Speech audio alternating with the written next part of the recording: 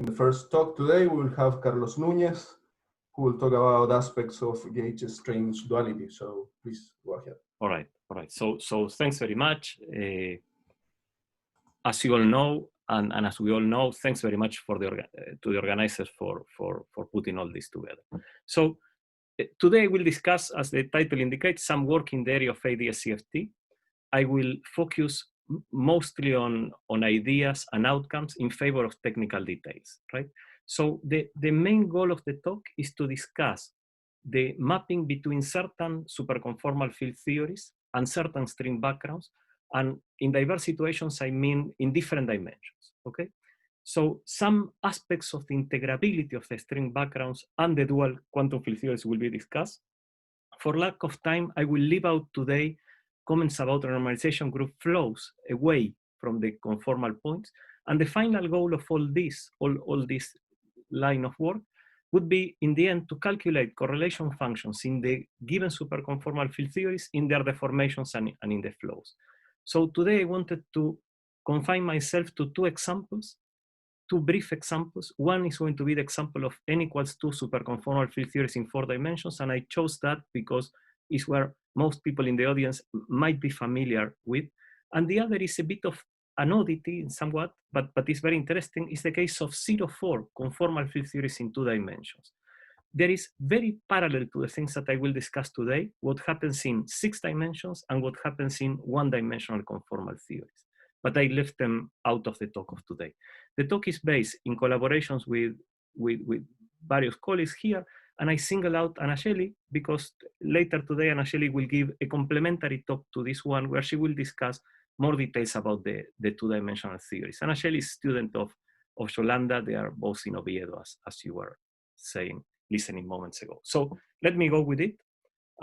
So first, let me start with a very incomplete picture of different field theories in different dimensions. So there you see people who worked out the field theories from the Hanani-Witten perspective, people then who worked out many details of the holographic description of the theories. So the cases I will discuss today, in a moment I will start with the 4-dimensional case, and then I will discuss this 2-dimensional case.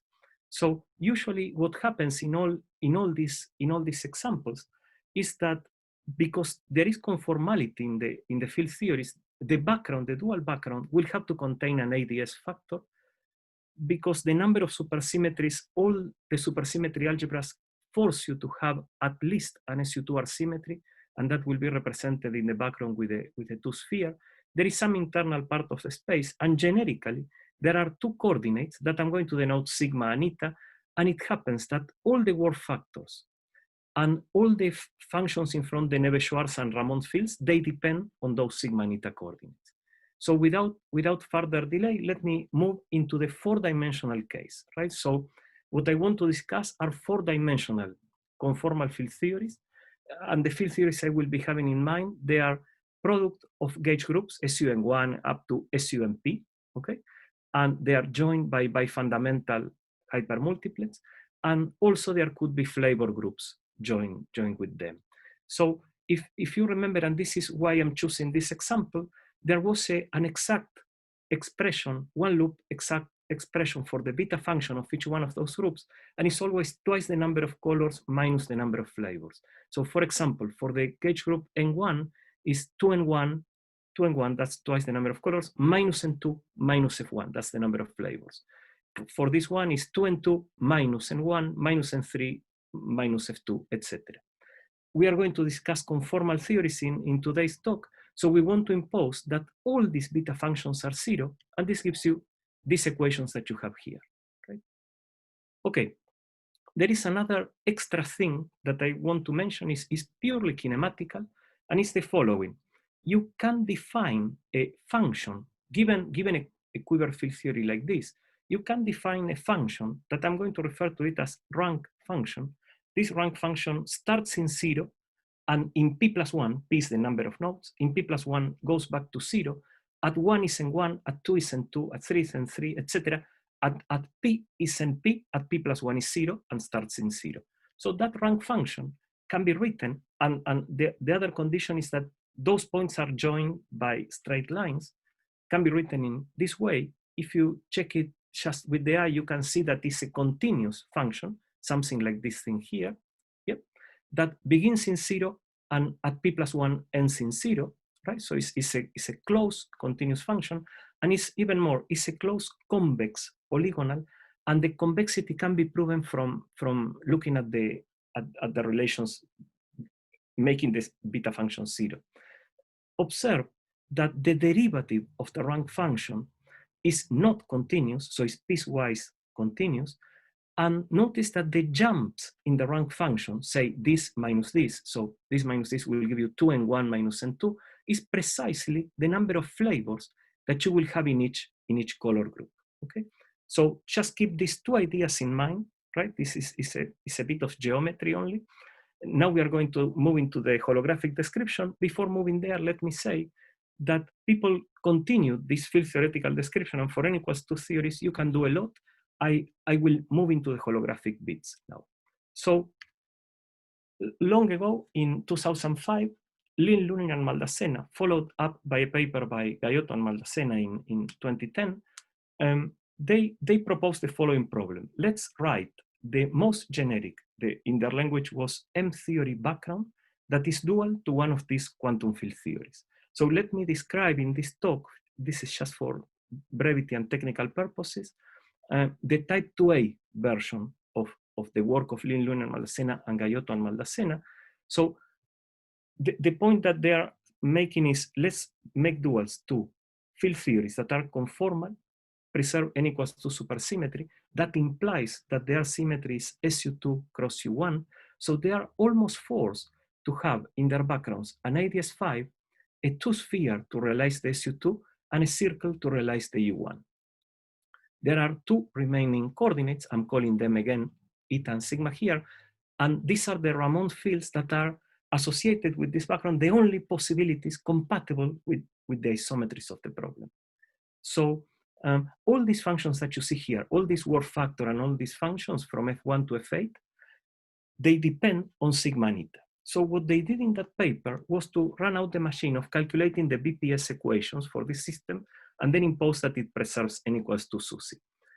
So these BPS equations are nonlinear, coupled, partial differential equations. So it's quite a hopeless thing if you say, I'm going to solve this, but they operating with these equations, they found that all the functions from F1 to F8 can be written in terms of one single function. I'm calling it V of sigma and eta. I might refer to this as a potential. You will see why. So all these functions can be written in terms of V and its derivatives. So for example, these are just a couple of expressions, the derivatives respect to sigma and eta, okay? So more interesting than that is that this function V solves a linear partial differential equation. Sometimes people refer to it as Laplace equation. And the interesting thing is that, okay, this is a linear partial differential equation. You have to give some boundary conditions. Some of them are given to avoid singularities that you will not be able to understand field theoretically or in string theory. But very interestingly, this rank function that we are talking before, that we, given a quiver, you construct a rank function, this rank function enters as a boundary condition to this boundary value problem, okay? So if we were to sit down here and carefully work out the solution of this by separation of variables and imposing the boundary conditions, we would have found that the potential function can be written as a Fourier Bessel series, where the coefficients of the series are basically the Fourier transform of the rank function.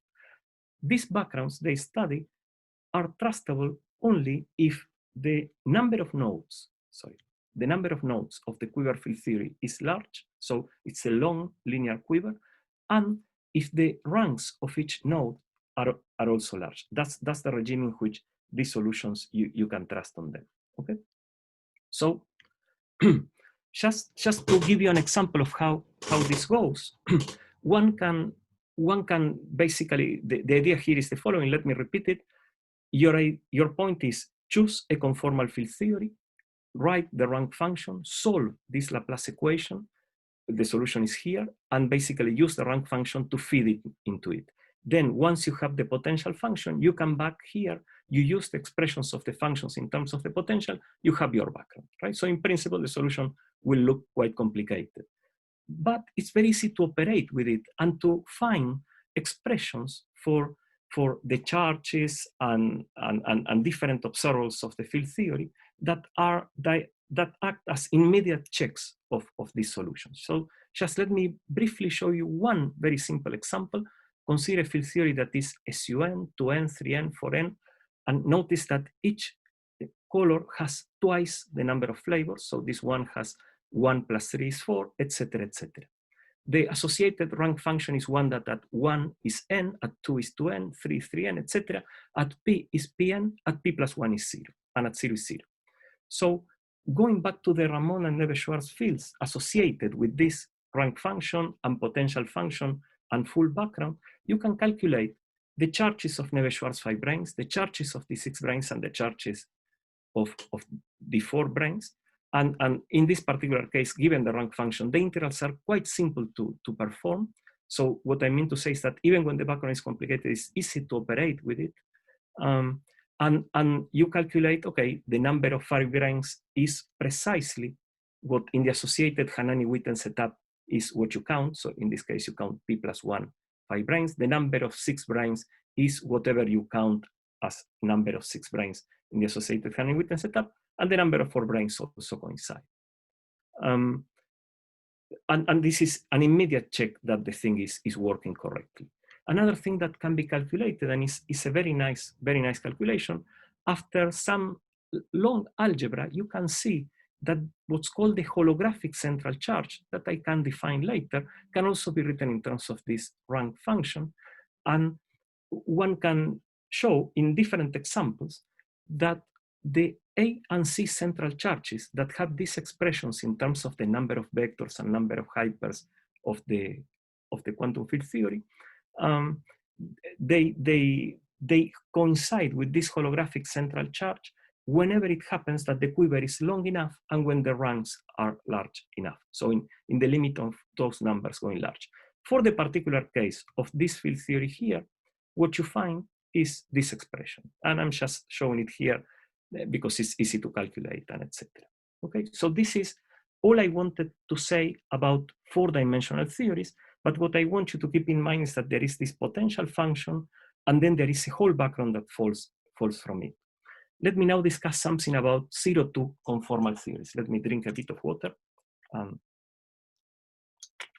continue. So let me now discuss something about the 0-4 conformal theories. These are chiral theories, so an very important condition is that gauge anomalies get cancelled, and we'll see how nice that happens. And basically what we did was to consider conformal field theories in 2 dimensions with 4 supercharges. And we confine ourselves to the case of what's called the small superconformal algebra. So the global symmetries of the problem are the conformal symmetries and an SU2, that's the small n equals 4 superconformal algebra, 0-4 conformal algebra. And these 4 set upon us backgrounds of the form ADS3 and S2 to realize the SU2R symmetry, and then some internal phi space that we divided into a Calabi-Yau space and an interval, okay? And in principle, it happens that all the work factors that appear here and all the functions in the Ramon and Neves-Schwarz fields that have to preserve these isometries can depend only on this raw coordinate and on the 4 coordinates of the Calabi-Yau, okay? So here comes a lot of technology that is involved. It goes under the name of G structures, SU2 structures in this case, but you may think them as a sophisticated way of finding solutions to the variations of the fermions equal to 0. And what I'll show you below is just a summary of a long technical calculation. And for brevity, allow me to restrict myself to the case in which none of the functions in the background will depend on the Calabi-Yau coordinates. Okay? So let me show you in a screen how the backgrounds look like. So as I said, there are work factors. There is an ADS3, there is a 2-sphere, there is some Calabi-Yau space, there is a raw direction. And notice that the system is in massive 2A because there is this field F0. So these functions from F1 to F9 satisfy, in this particular case, nonlinear coupled ordinary differential equations. You operate with them, and what you find is that all these functions can be written in terms of just 3 functions. I'm going to refer to them as H4, H8, and U. And the equations of motion for these functions boil into the equations of motion for these 3 that are basically these ones. So the second derivatives of each one of them equal to 0. This is a BPS equation. These 2 are Bianchi identities. So it might happen that these ones are violated locally, and in those places you will have flavors, or if you want, sources in supergravity that play the role of flavor brains. Okay, so let me tell you the type of solutions we did consider, and we consider many others, but let me just focus on this to go for briefness. There is, in these solutions, we consider U to be a linear function, and H4 and H8 to be polygonals, just like in the previous case, that start at 0 and end at some value, p plus 1. Okay? Notice that we choose the integration constants so that the functions are continuous, but their derivatives are not necessarily continuous.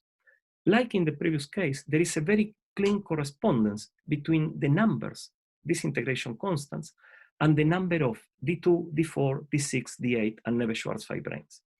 And this comes out after you calculate what are called the page charges of these solutions. Okay, so basically you make a correspondence between this type of solution, this type of background with this type of solution, and a Hanani-Witten setup that looks sort of like this, where there are D2 and D6 branes in between Neveu-Schwarz branes, and there are flavor D8 and D4 branes. Okay, and so if you study more or less the strings that will appear here, and now this is a bit of a technology of 2 dimensions, so let me not dwell so much on this, and Angeli later will be more clear. There are 2 lines of color groups joined with flavor groups, and here is where some magic of 2 dimension center.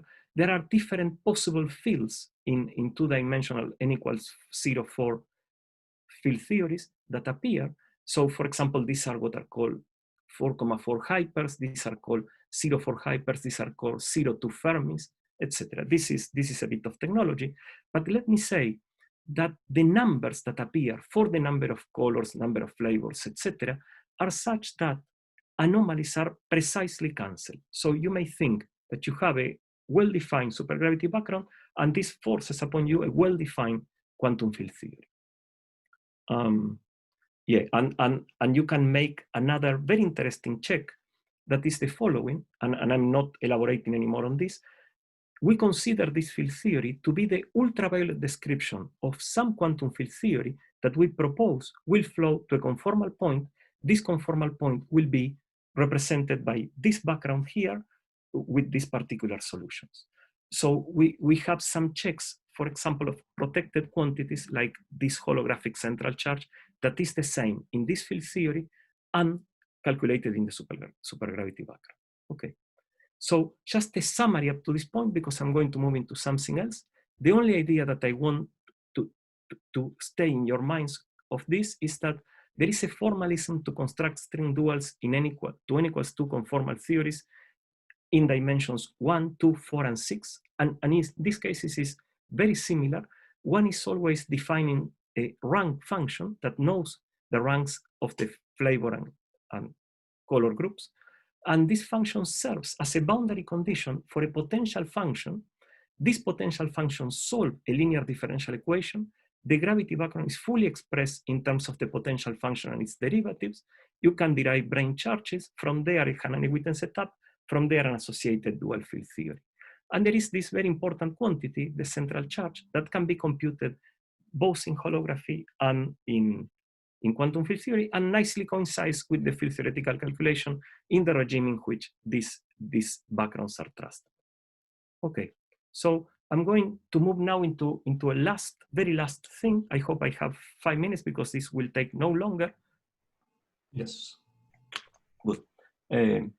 So what I want to discuss is one particular aspect of quantum field theory, or of these backgrounds, if you wish, that would be quite difficult to access by purely quantum field theoretical methods.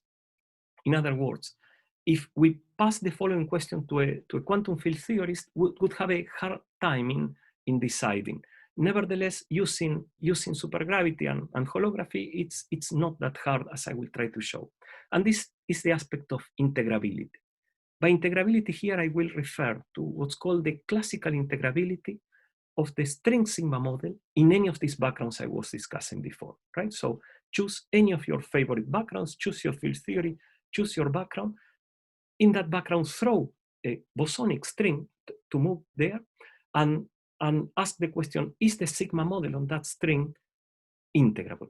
Okay, so to decide integrability, this is, as you know, probably a very well developed area. To decide integrability of a system, you have to find what's called a LAWGH pair, and in general is very difficult and certainly not algorithmic to find a LAWGH pair. Much easier is to disprove integrability, and this is an idea, very nice idea by Leo, Cesar Terrero, and Palab Basu, almost 10 years old. And the idea that they propose is the following. Consider one of these backgrounds, the sigma model, consider a generic configuration of the sigma model. In general, this will lead you to partial differential equations. It will be quite hard to say this is going to be integrable or not. But their idea is the following. Consider a subsector of this sigma model, right? A particular subsector where the equations turn into ordinary differential equations, and study this. So the idea that they had is the following. If it happens that this thing is integrable, right? In the concept that is used is the one of Liouville integrability, we can discuss, but this integrability in classical mechanics. If this is integrable, well, I cannot say much about the whole system, just that that subsector is integrable. Nevertheless, if this subsector is not integrable, and there are well-defined algorithms to decide that, and I'm going to refer to them, then they are showing that the full sigma model is not integrable. So in this way, they propose a way to hunt for non-integrability. Okay, so that's what I'm going to do in any of these backgrounds I was discussing before, and you will see that there is a nice, interesting surprise. So that's where I'm moving now. Just for the example, let me take the case of the 4D superconformal field theories, because I'm going to consider the classical string. I'm going only to consider the metric and the B field. Remember that these functions, these work factors, they only depend on the potential and the derivatives. So basically the potential function decides what's the dual field theory. So what you do is you propose string configuration that that is doing something in this background. So for example, moving in the center of ADS, moving on this sphere, importantly, wrapping this and those directions in their symmetry, okay? And so you take this configuration and basically you calculate the equations of motion, the Polyakov action and the equations of motion and the Virasoro constraint for this particular configuration. The type of configuration is such that the equations are ordinary. So this is a problem of classical mechanics. And here where this criteria of the mathematicians come.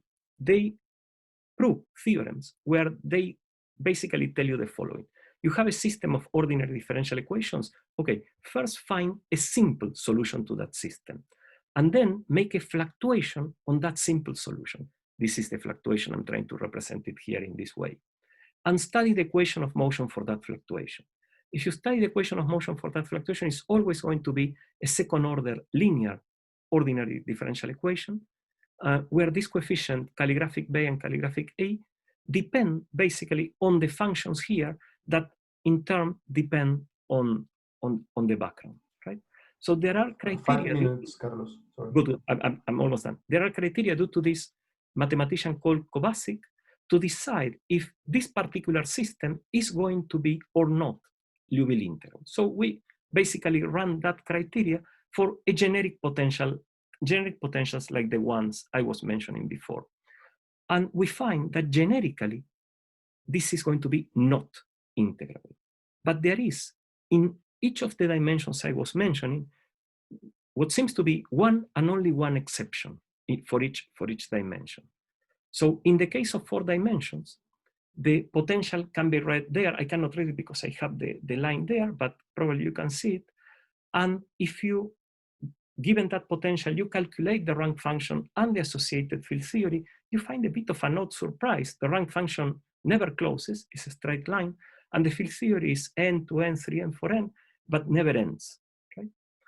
In the two-dimensional case, the functions h4, h8, and u, they are all proportional to rho, and the quiver field theory is this oddity of these two lines of always ever increasing ranks, right?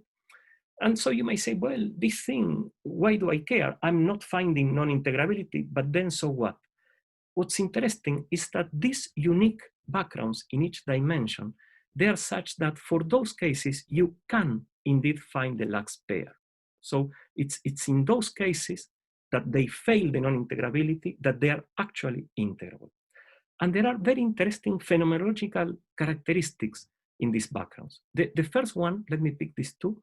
The first one is that for these particular backgrounds, these two that I'm showing here and the others that appear in different dimensions, this prefactor of the ADS becomes a constant. So somewhat the ADS string dynamics decouples from the dynamics of the internal space.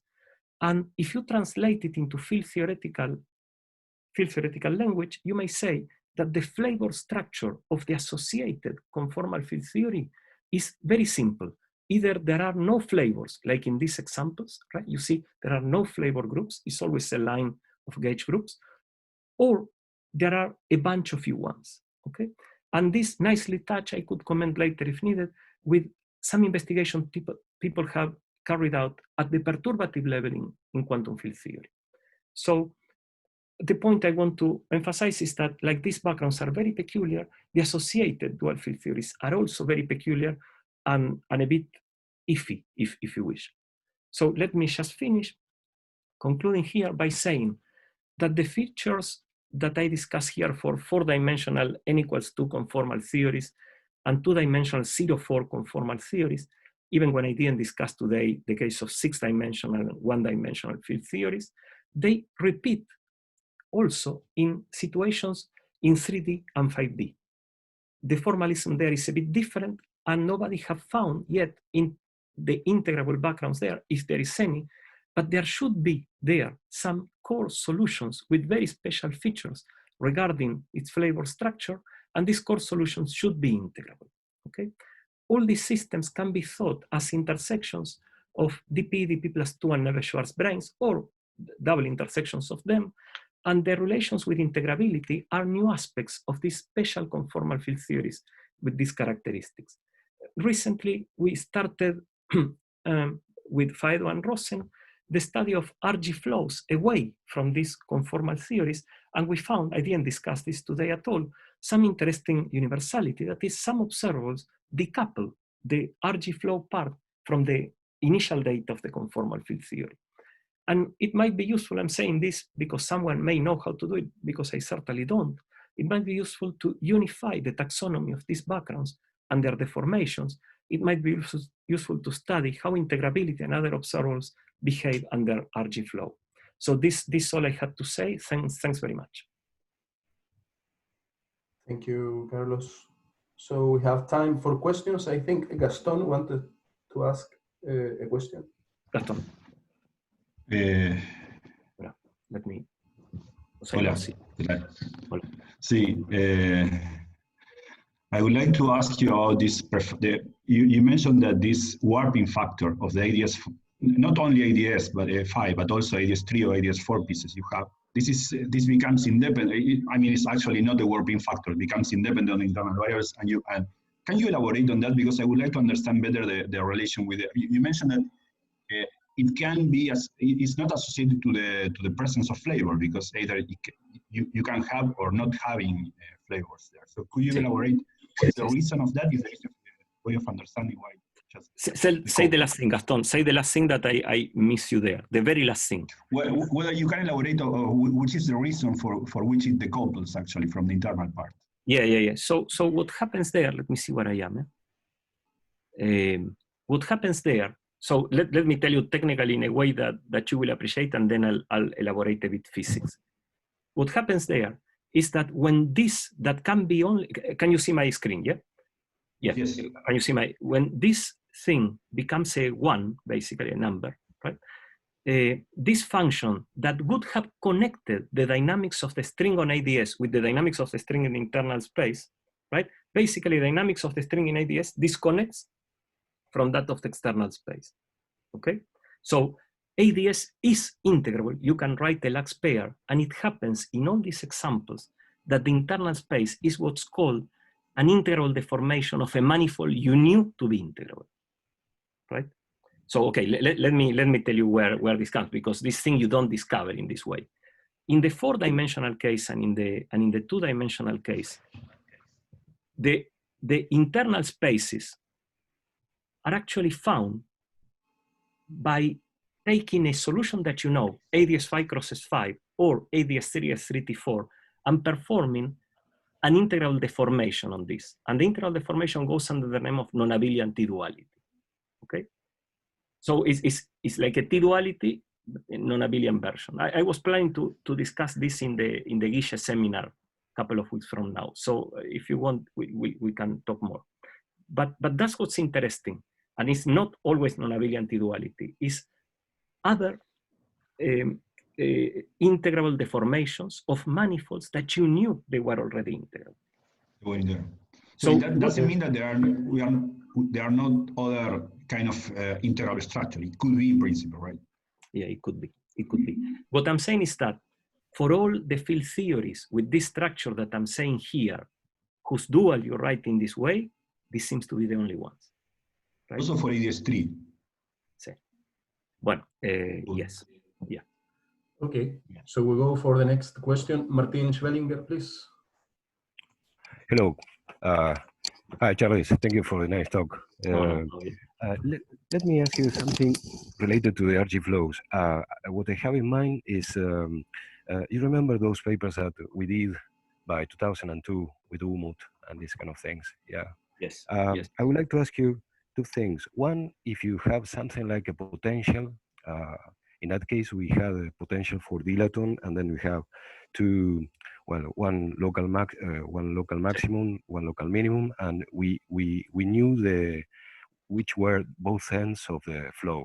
So, do you know something like this here? Yeah. Let me tell you how we do it. So we take, this is a sort of a more recent development, because something that we are very used to, and probably all the people in the audience are aware, if you take type 2 in any form or in theory, and you reduce it on compact manifolds, you end up with what are called gauge supergravities, okay? And there are the reductions on S7, S4, etc., S5, etc. So what's new is that Tomasiello, Gauntlet, many people along those lines, they were also able to find reductions for backgrounds like these ones that, aside from the color branes, say, contain the flavor branes, okay? So in the end, they encounter a lower dimensional gauge supergravity with a potential that is a bit different, right, from the usual, but still you can try to find flows between different points, etc. What we were trying with Anton Faedo and Chris Rosen actually was to find solutions that confine, right? And we were using very poor truncations from the higher type 2 into the lower dimensions. And so the poverty of our truncations implied that all our flows were ending in a singular point. But I'm sure that one can cook up something that goes confining. And so here, this would be a perfect setup, because you would start from a true, well-defined conformal theory and make it confined, right? So this is something that we want to do since 2000, right? And with flavors and everything, okay? But all the structure that you know repeats, right? With subtleties. Thanks. Thank you. No problem. So we go for Martin Kruczynski. Yes, I think you maybe already answered. I wanted to ask the renormalization group flow between which two theories? Yeah. So indeed, I could have, okay. There are flows, and this is not what I attempted. You can look at papers of Tomasiello. I can tell you later more precisely. Tomasiello does it for 6-dimensional conformal field theories. And his point is to flow between two conformal points, right? Of that 6-dimensional theory. What I was trying is, as you said, flows that go to a confining thing, right? Can you flow between two of these R functions, let's say? What's happening is sort of a Hicksing of the flavor. That is what Tomasiello achieves. Yeah. That is what it's. By the way, it's only one paper, Martin, on this. So probably there are many nice technicalities to be worked out there. Okay, nice talk. Thank you. Okay. Leo. So Juan Pedraza, this was first, I think. Hola, Juan. Hola, Carlos. Can you explain again how is that you rule out integrability using classical strings? Like, because normally it would be associated to you take a quantum Polyakov string and you define integrability as the ability of finding the spectrum, right? But it's a quantum string, so. If you want, this is a much humble thing, right? This is thinking the following. Consider a two-dimensional, by two-dimensional I mean quantum field theory in 2 dimensions, a two-dimensional system, right? That's the system on the worksheet, okay?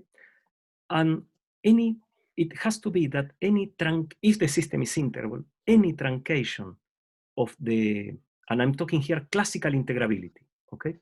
Any truncation of the system has to lead to a classical mechanics Liouville integrable system, right? So the idea then is to rule out the integrability of the whole thing by finding a subsystem that is not Liouville integrable, okay? So for this particular problem, the mathematicians in the 80s, this name that I mentioned, Kovacic, developed criteria to precisely say, is Liouville integrable or is not Liouville integrable, okay? So that's the way. Now, the question that you may have there is, okay, these things are classically integrable. Are they quantum integrable? The case of this one, it is. This one I don't know. But I don't know because I don't know how to do these things, right? So I know that Tim Hollowwood worked a lot, Sfestos, Thompson, Tim Hollowwood worked a lot on this particular system. This one, they just didn't, right? Am I answering? Yeah, I have to think about it, but yeah. Yes, okay. thanks. If not, look, email, okay? Leo. Okay. Leo, please go ahead. Yes, thanks. I actually have many questions, but I will ask only one, the most burning one, and then in the discussion I hope to catch up. So basically, I'm thinking about ADS black holes. You mentioned this truncation. So let's take the conifold. Yeah. All right. So the point is that we can now write the index, the superconformal index for the conifold, and we know we have a function, and with that function we say if there is a black hole, this would be its entropy. Yeah. All right. So but nobody knows how to construct the black hole. So I was thinking, looking at your description of this systematic approach, is that maybe for us it would be enough to I don't need to know the whole black hole. I need to know only the near horizon, and I know it's going to be probably ADS2 cross something. So I'm wondering whether this is something that you see can be implemented in your approach. So just for background, I tried to do this with McPherson, your ex-student. But at the end we focused on one model and we did something, but the problem is completely open and it's quite important. So I'm wondering whether you have some ideas. Let me tell you something that we are doing with Yolanda Lozano, Anayeli Ramirez, and Stefano Speciali. So basically basing ourselves on this type of field theories and backgrounds like the ones I'm showing there, we found from there ADS2 solutions that they respond to the very same logic, right? So you can find, by the way, this paper is not out yet, and we can discuss much more offline, but this very same logic also applies to one-dimensional conformal theories, or what you may call superconformal quantum mechanics, right? So we have the analog of this for ADS2.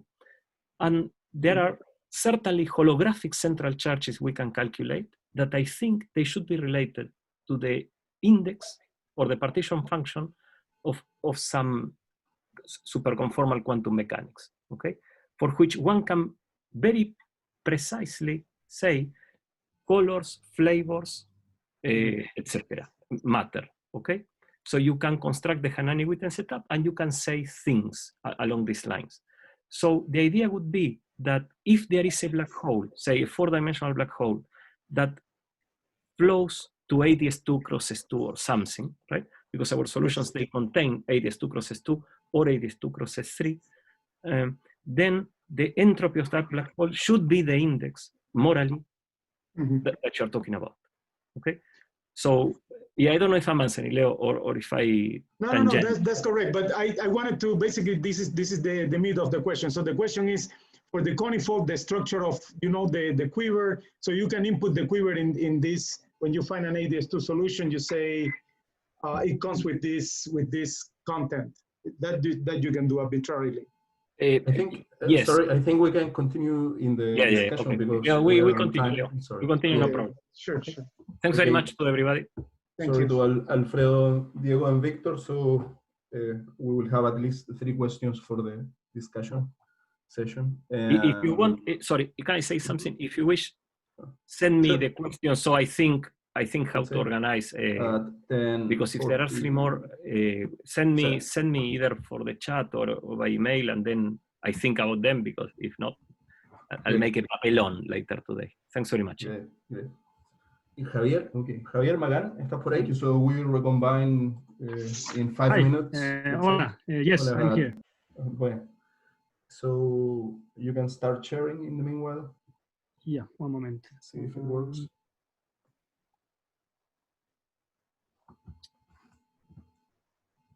Okay.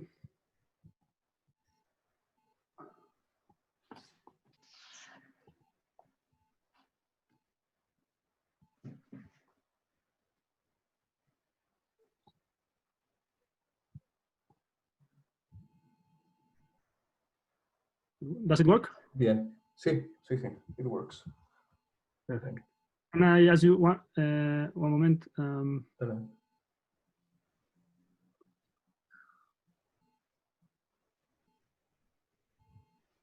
¿Puedes ver el cursor? Sí, se ve en la mano. Okay. Thank you. So,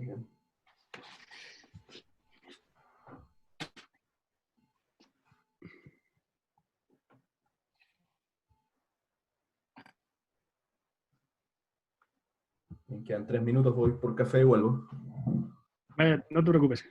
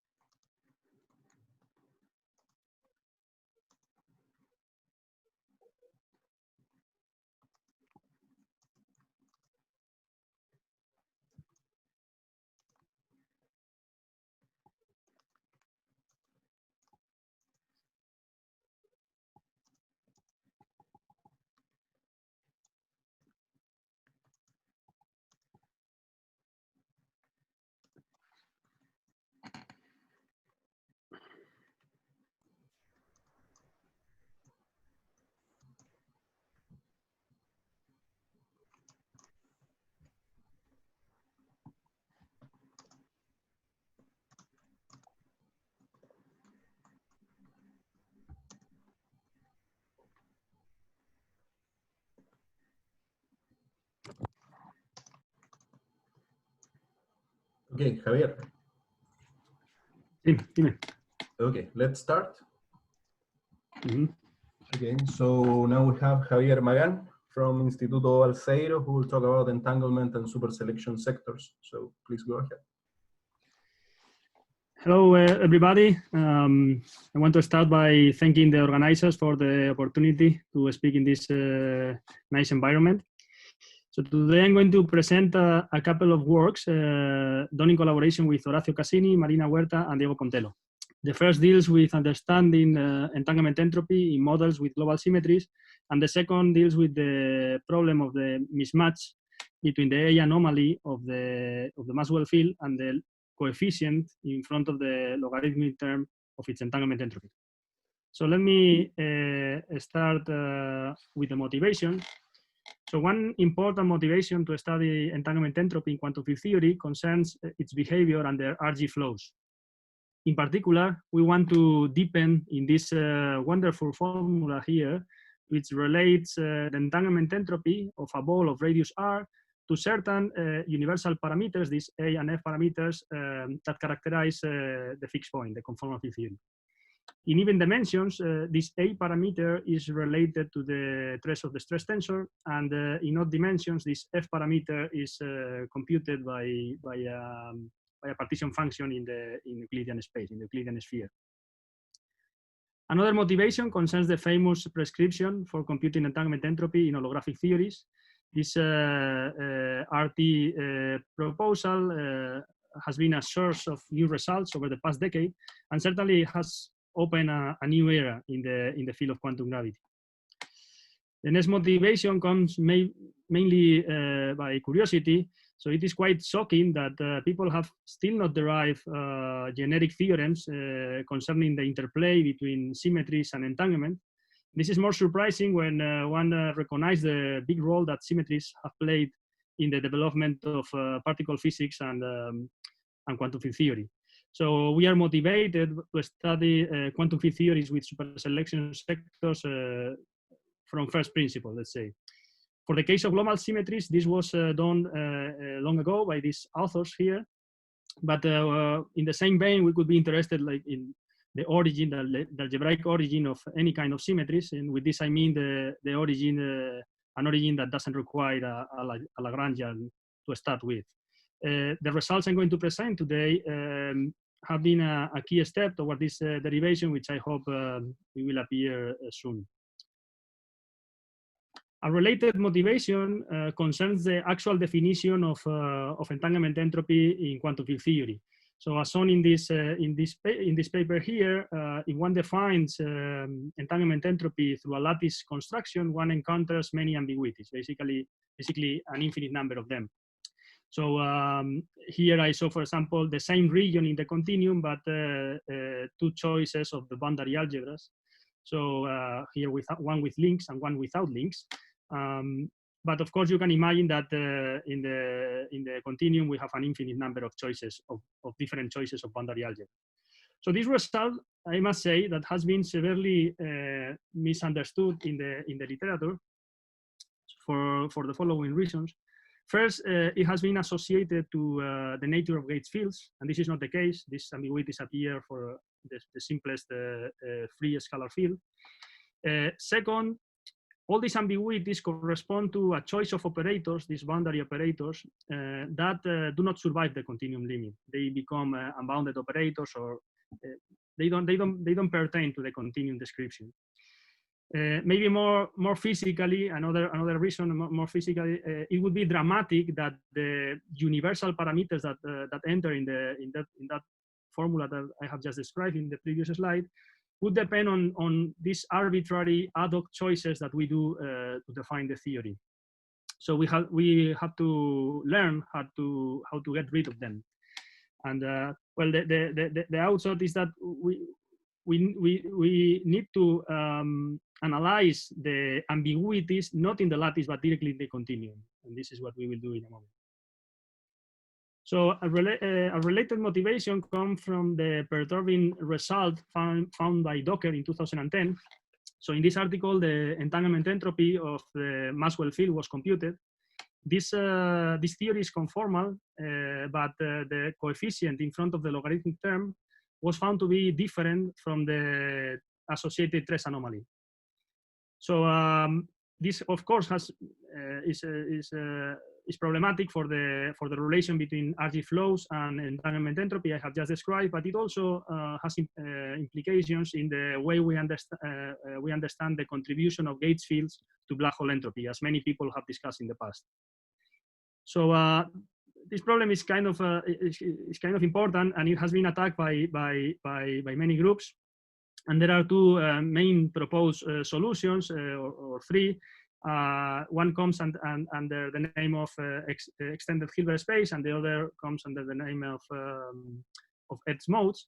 Our main concerns is that these solutions actually share the same problem that I have just discussed. They are based on arbitrary choices of these boundary algebras, which we will see they don't survive the continuum limit. Another procedure to attack this problem was explored by Horacio and Marina. They thought that taking an unambiguous approach, such as mutual information, would provide the right result. But actually, they found, to their surprise, that they found the exact same result that Docker found, which is different from the trace anomaly. So they basically, at the end of the day, strengthened the problem. Another motivation comes from the field of error correcting codes, where symmetries play a key role in protecting the logical qubits. And I must say, just to a remark, usually these problems, when you hear them in talks or you read in articles, are really associated to the nature of gauge fields. But here we see that they are much that the scope is much broader, and they apply the issues we are going to discuss applies to theories with global symmetries, to topological models, gauge theories, of course, scenarios with spontaneous symmetry breaking, holography, error correcting code. So it would be nice to have a unified understanding of all these problems. So let me start with the plan of the talk. So we are going to start by discussing the ambiguities when one associates algebras to regions, but directly in the continuum model. And we will describe what defined and finite information theoretic variables we have at our disposal in quantum field theory. And then we will move to the systems we are interested in, which are quantum field theories with global symmetries. And here in this part, we will describe basically their bare bones that we will need.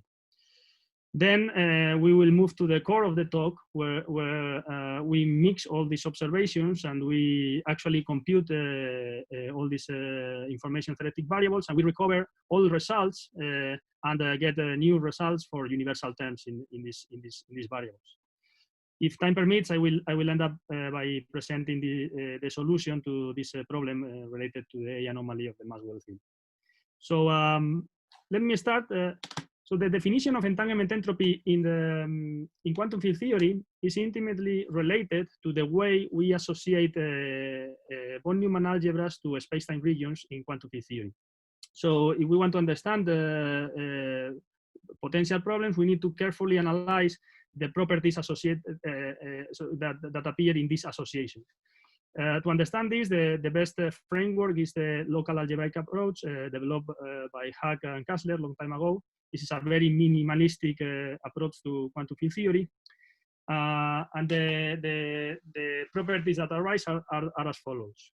First, we have isotonia, which says that if we have a region A included in a region B, then the algebra we associate to A is included in the algebra we associate to B. This is, of course, pretty trivial. The next one is additivity. Intuitively, this property tells us how to construct or build algebras associated to large space-time regions out of algebras associated to small regions. For example, for this configuration, when we have the union of two disconnected regions, the additive algebra of the union, we call the additive algebra of the union, is just defined as the tensor product of the algebras associated to A and the algebras associated to B. Next, we have causality. Einstein causality in quantum field theory, it just tells us that operators at a spatial distance commute. In the algebraic approach, this is enforced by this equation here, which just tells us that the algebra we associate to A should be included in the commutant of the algebra we associate to A prime. This is also kind of trivial, but actually is going to play a tremendous role below in a kind of unexpected way, and so keep it in mind. Then maybe to people, maybe to some surprise, given the literature on this subject, we find that all algebras in quantum field theories are factors. So there are no centers, there are no classical pieces. The reason basically is that, for example, one could consider a global center, but this disappears when we choose the vacuum as our objective to study. And then we could also consider local centers, but these local centers, this set that I write here, should be completely localized in the boundary of the region. But this will mean that we have an operator, a non-trivial operator that that is localized on a codimension 2 surface, and that doesn't exist actually.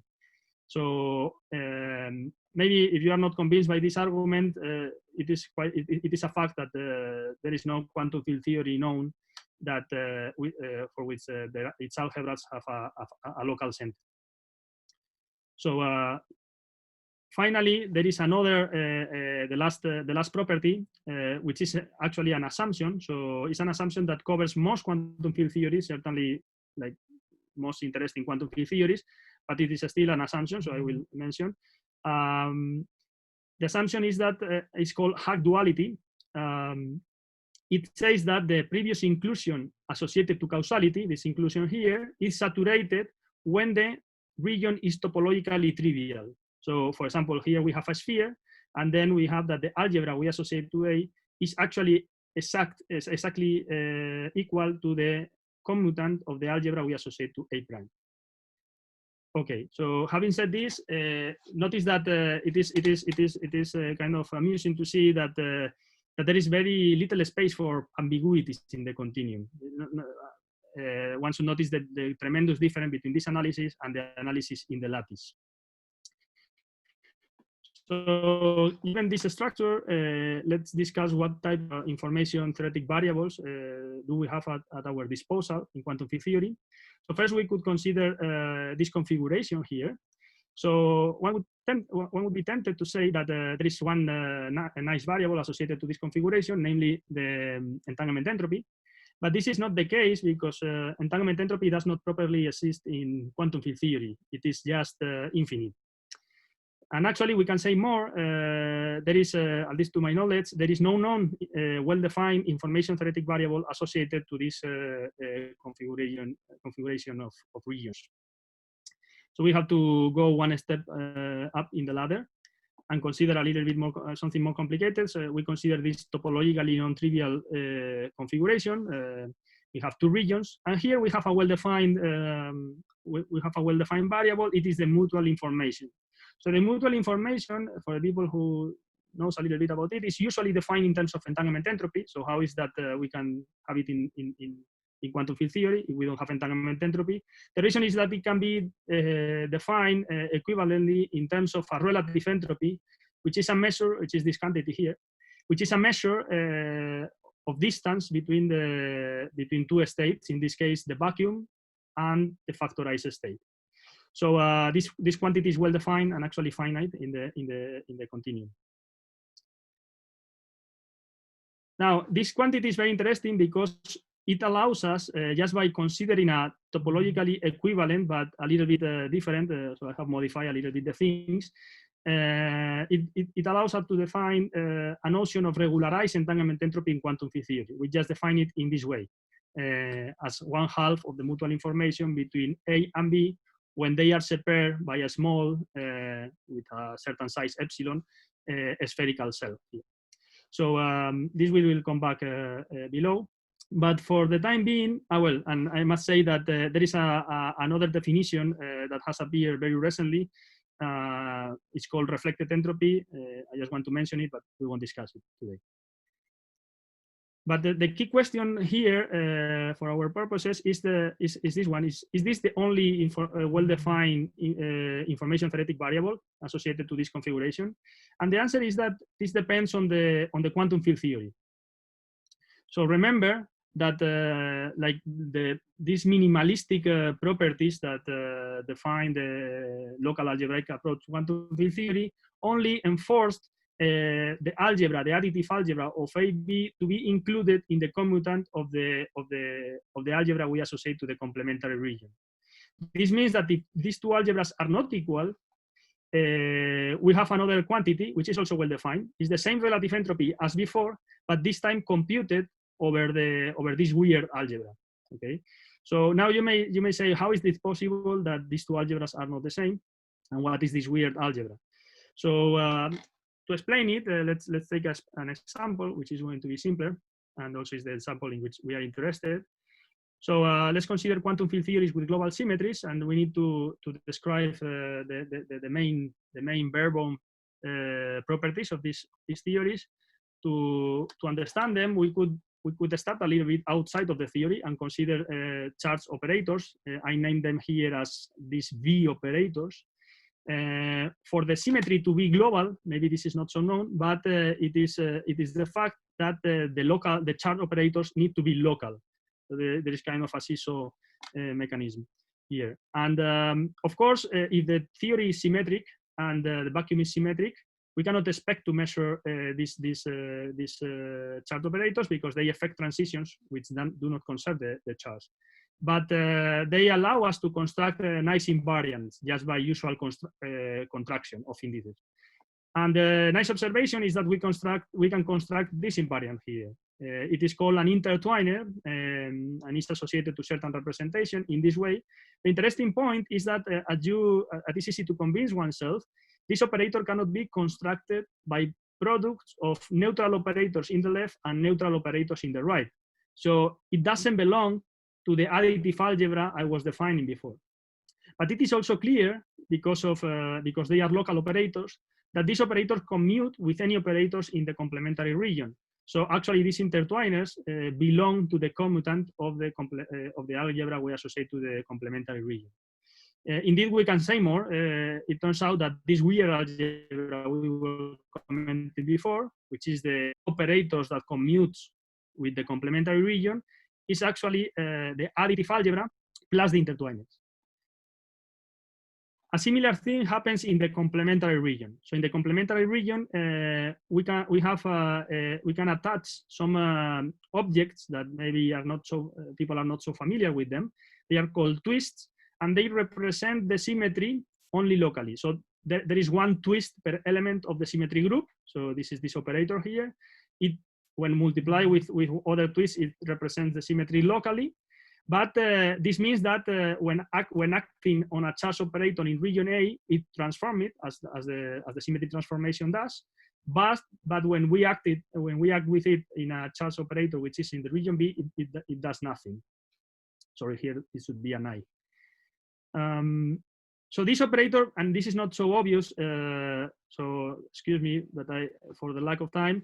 So these operators also violate duality for the complementary regions. So maybe after some thought, one gets convinced that this operator cannot be constructed locally in the complementary region. It doesn't belong to the additive algebra of the complementary region, but still it is obvious that commutes with any neutral operator, with any operator belonging to the additive algebra. And indeed, again, we can say more that the weird algebra associated to the complementary region, which is the commutant of the algebra in AB, it is actually the additive algebra in the complementary region plus all the possible twists. So let me summarize. So this is kind of the bare bones of a quantum field theory with global symmetries. We have a set of intertwiners that violate duality for the region AB, and we have a set of twists that violate duality for the complementary region here. It is important that these intertwiners and twists show certain and very specific commutation relations.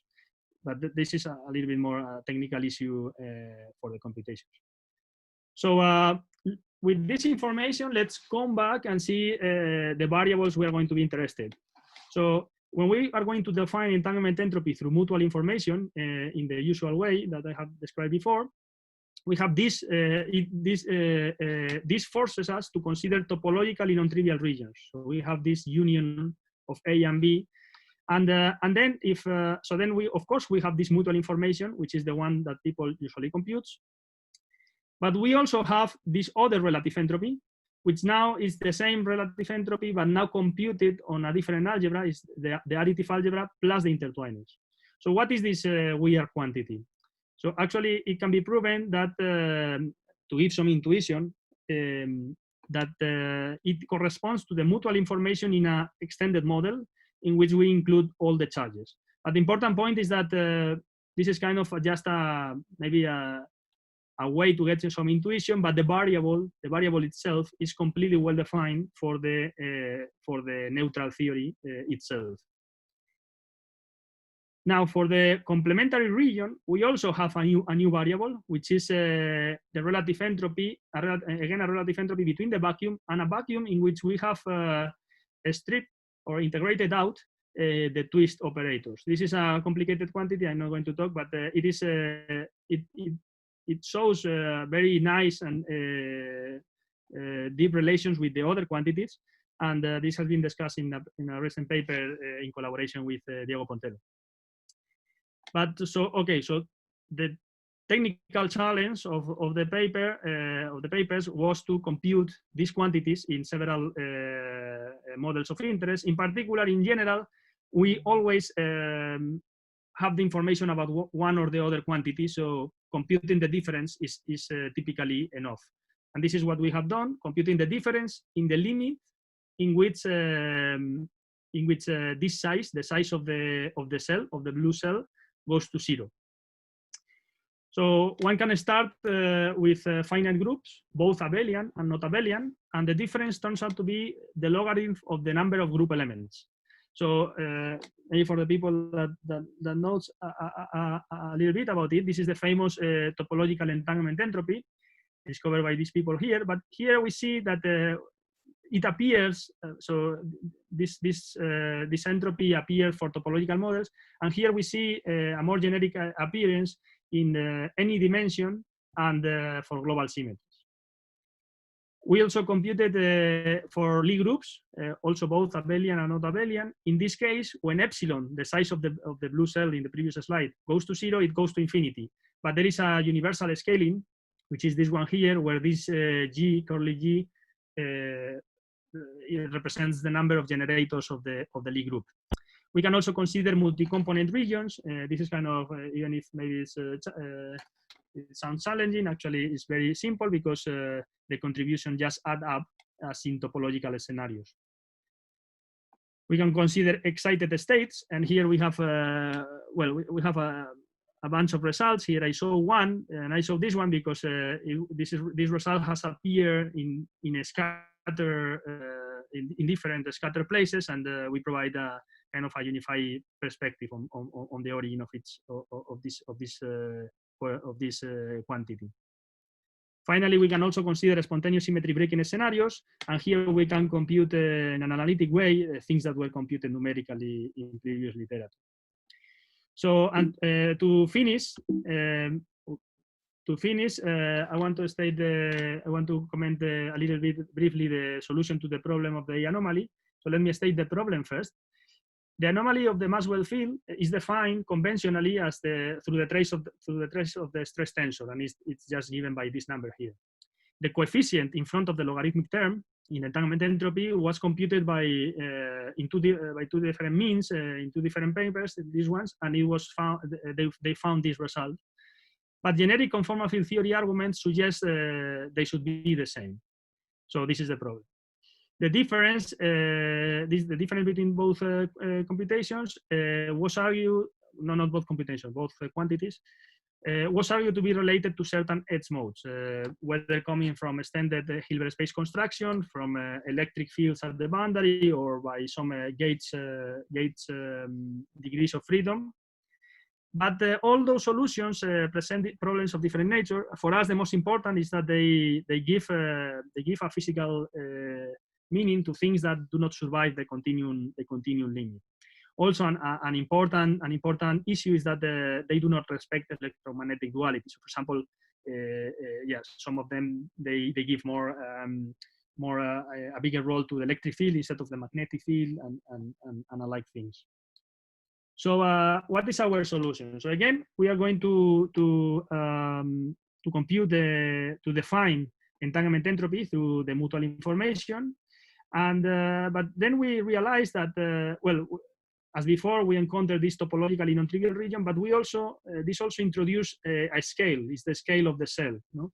And the key question is this one here. Are the anomalies that one computes protected from changes in the ultraviolet composition? These two articles here argue for a positive answer, so they are protected, they are not affected, and many authors in the literature assume in some other way this answer. But maybe one of the most important conceptual outcomes of our work is the fact that these anomalies are not required to be protected if the theory in the infrared shows some super selection sectors, or let's say, or there is some emergent symmetry in the infrared. How do? Yeah, thank you. How do we explain that? Well, a way to explain it is to model effect of interactions, let's say, of different theories in the ultraviolet by introducing some modified propagator.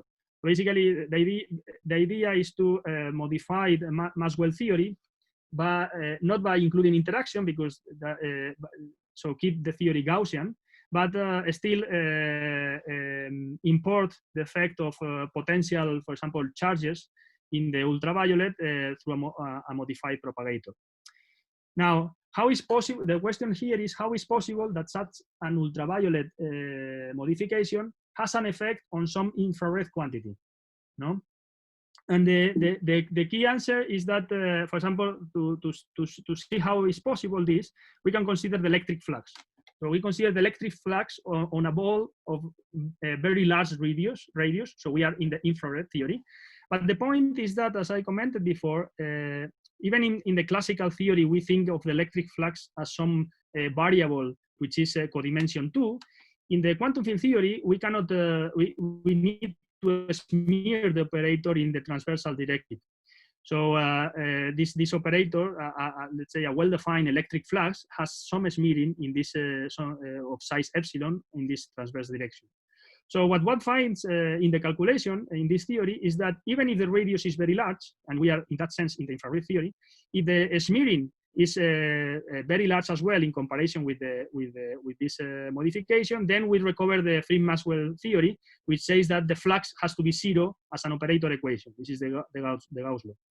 Because if this zero as an operator equation, the expectation value of the generating function is 1. But if the size, the transversal size of the smearing of the electric flux cross the scale in which this modification becomes effective, then although the expectation value of the flux remains 0, of course, there are a lot of fluctuations, and the expectation value of the generating function gets 0. So the interesting thing here is that even if there is an effect coming from some modification of the ultraviolet, you see we go from 1 to 0. It is a very universal change. You know, actually, one can show that it doesn't depend at all on the nature of the interaction, of the nature of the charge, of anything at all. Like one always goes from 1 to 0. The reason is that what one is really doing is it has nothing to do with like couplings or anything else. It's just destroying some constraint. And in the moment you destroy the constraint, you just go from 1 to 0. So this a very similar thing happens for entanglement entropy, and this is the solution. It's quite maybe surprising. If one defines the regularized entanglement entropy in the way we did before, and one computes in this modified theory, then one finds that for a size of the cell epsilon much bigger than the scale at which the interaction become effective, then one finds let me say the wrong result. Still is a universal result, but it is not the same as the trace anomaly. But if one crosses the scale at which the interactions become effective, then there is a universal jump. You go from this number to this number, irrespective of the coupling, of the charge fields, and of anything else. The interesting point is that, so I don't have time to go over the calculation, but it is a conceptual important fact that to get the right result, we need to include electric charge and magnetic monopoles. So in this way, the solution is completely electromagnetic duality invariant and also unambiguous. So let me finish with the takeaway message. So we have seen a striking relation between what we have called hard duality or duality and symmetries. We would this is very interesting, and we would expect this to generalize to any kind of symmetry, and we will present this soon. For global symmetries, this is clear because of the existence of twists and intertwiners, and these are the operators that play a role in the computations of entanglement entropy. This is nice because it connects in an unexpected way to the physics of condensed matter. I mean, to condensed matter physics, because in that field, this twist would have been called disorder parameters, and the intertwiners would have been called order parameters.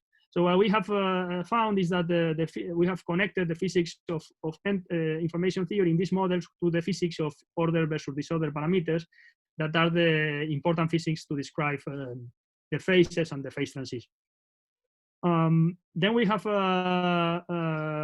computed several novel and all universal terms. The nice thing is that, well, the novel ones are important, but also the nice thing is that all of them are computed from a unified perspective.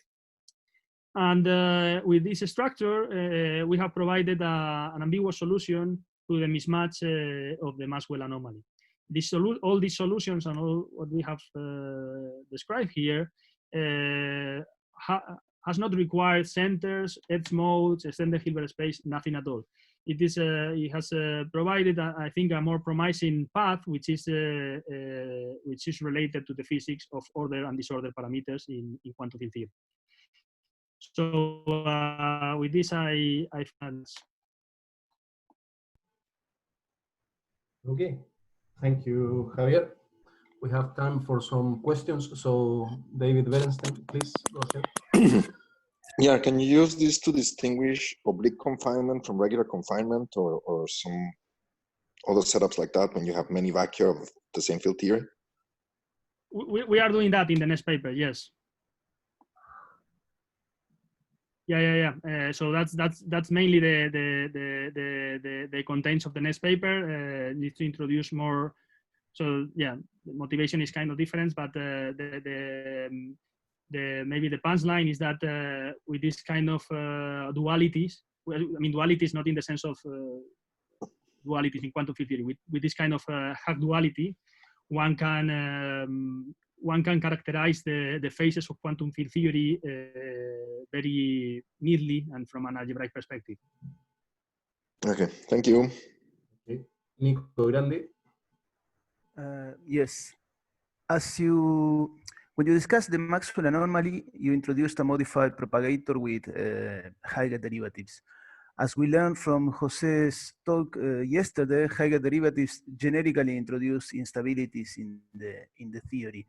And that's okay, maybe they are not important for precisely what you want to discuss. But my question is, you give a very nice presentation of an axiomatic construction of algebraic quantum field theory, in which I would say that there is no place for instabilities. So that's my question. Can you comment anything about that? Is there place for instabilities there? How do they manifest? Yeah, I would say that, so I have started with this algebraic formulation, but of course then to study specific theories, sometimes, I mean, I have started with this local algebraic formulation to not confuse about what things I need to compute. But of course then to compute terms, we always, like in very little times we can remain in this minimalistic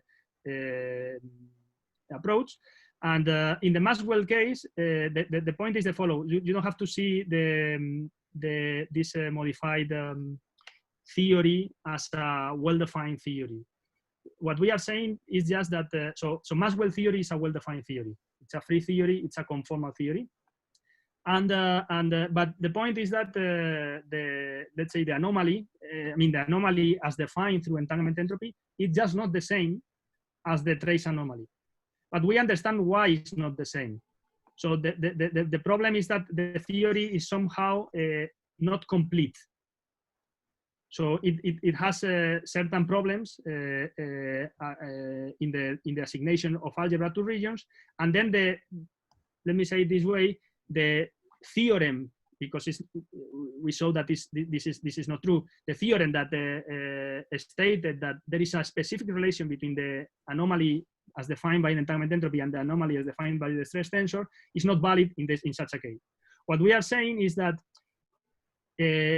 this is not valid in a very specific way for a very specific reason that becomes solved when one when one completes the theory, when one has a theory which has no problems of algebras and regions. And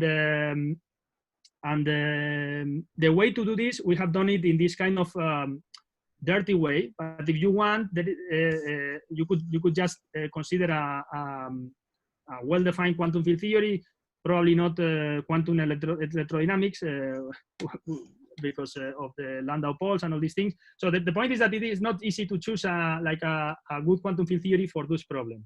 But what we have shown here, this is a toy model that just shows that anything that you include that destroys the Gauss constraint will provide you directly a contribution from the Maxwell field that is equal to the anomaly. Okay. But we don't take this theory as some well-defined theory. Well-defined theory. Okay. Okay. Thank you. So we go to Joanny Ramirez. Hello, Javi. Thanks for your talk.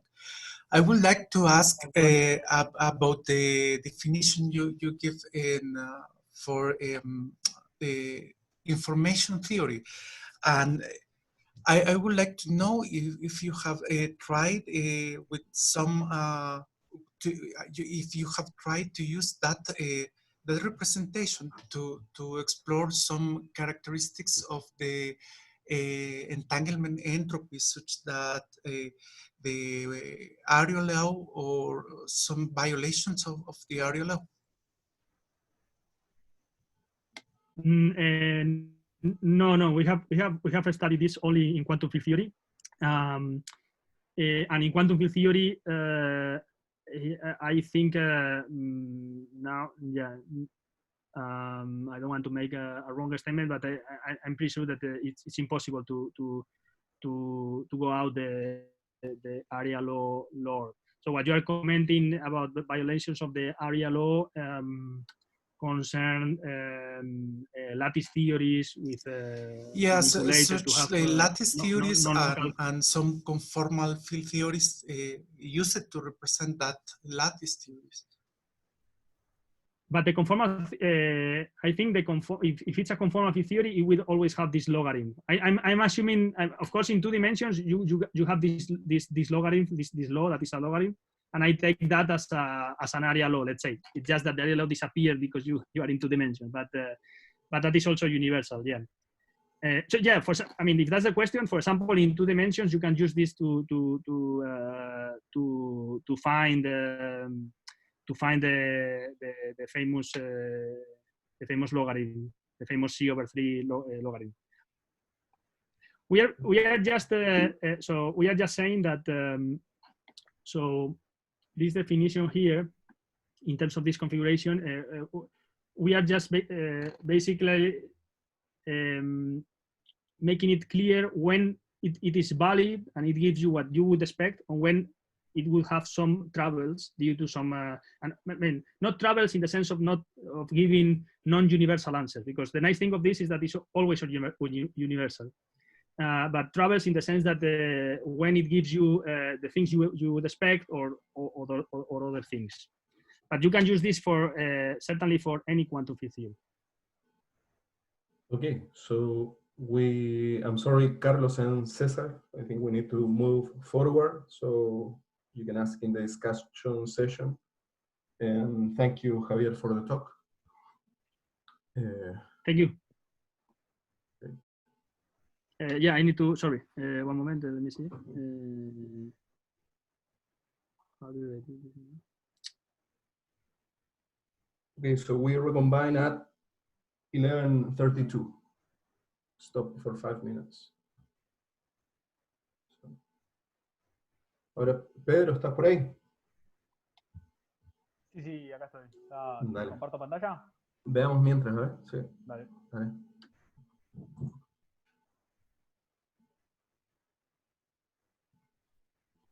Súper. ¿Se ve? Se ve bien, sí, sí. Bueno, arrancamos a las 32. Voy a buscar más café y vuelvo. Dale. Dale.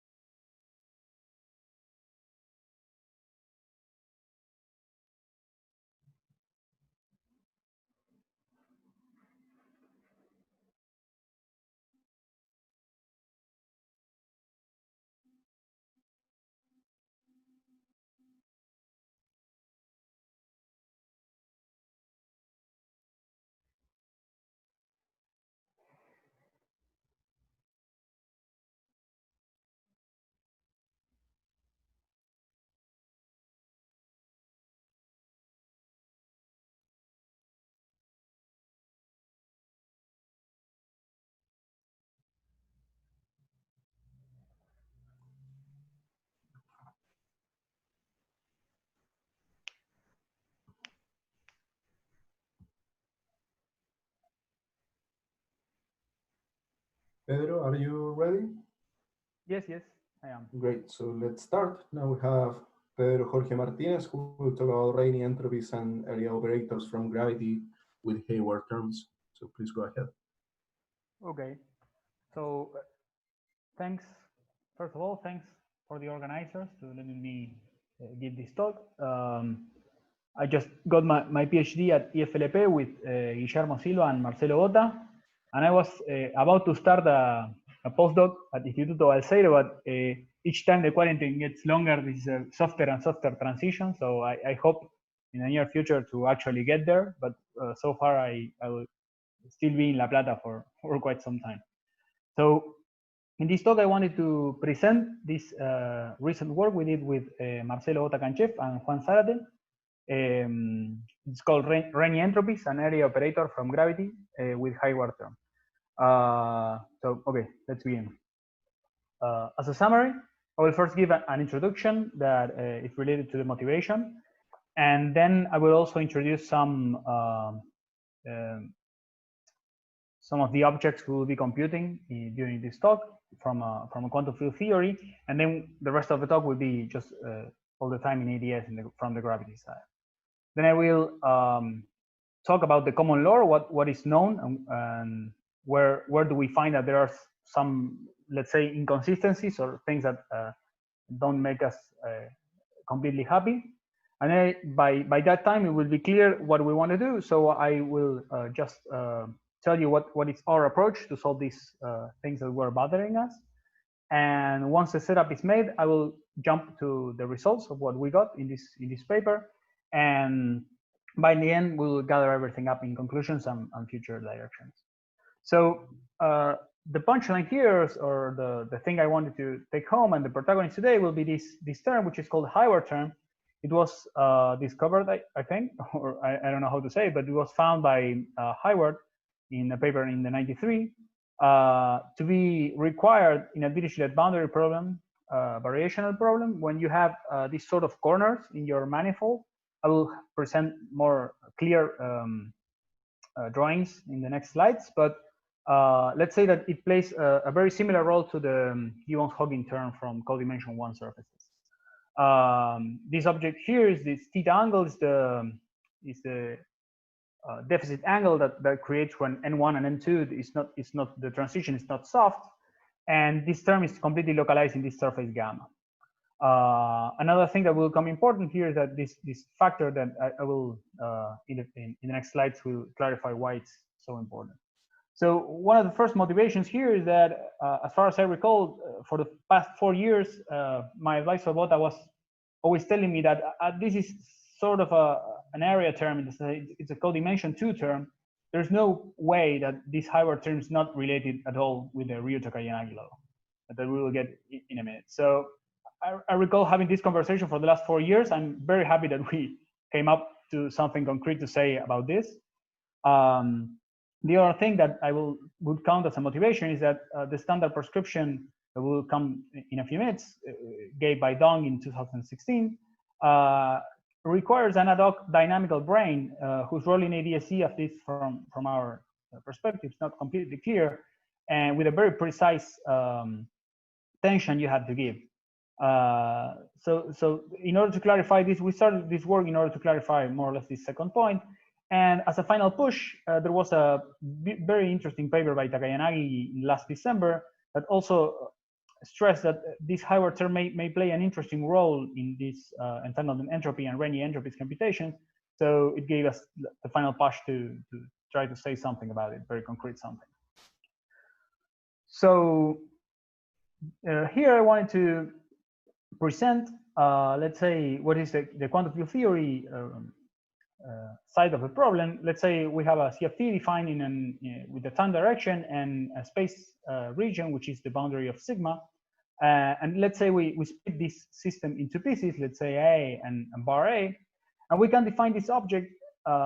We can define the state, a state via a density matrix rho, and we can also define a reduced density matrix by tracing over the rest of the degrees of freedom in A bar.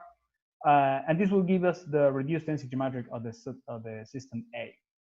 As this is a positive definite operator, we can always define write it like this, and this implicitly defines the modular Hamiltonian, which is the just an exponentiated version of this.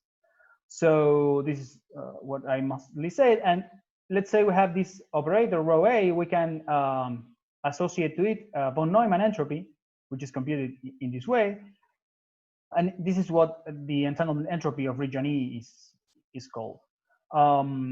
However, this von Neumann entropy is usually very difficult to compute due to this logarithm of this operator. So one usually, one possible way to try to compute these things more easily is to introduce these Renyi entropies. Two of them will be important for us today, but I will call the one on the left the Renyi entropy, and I will call the one on the right refined Renyi entropy. I'm not quite sure if this canonical way or if there's a better name for it, but for the sake of this talk, let's call it refined, just to besides the notational tilde, just to differentiate it with regarding to the feathers.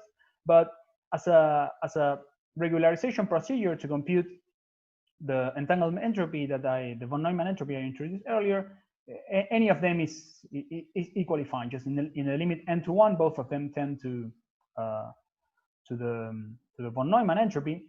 And okay, so let's move forward.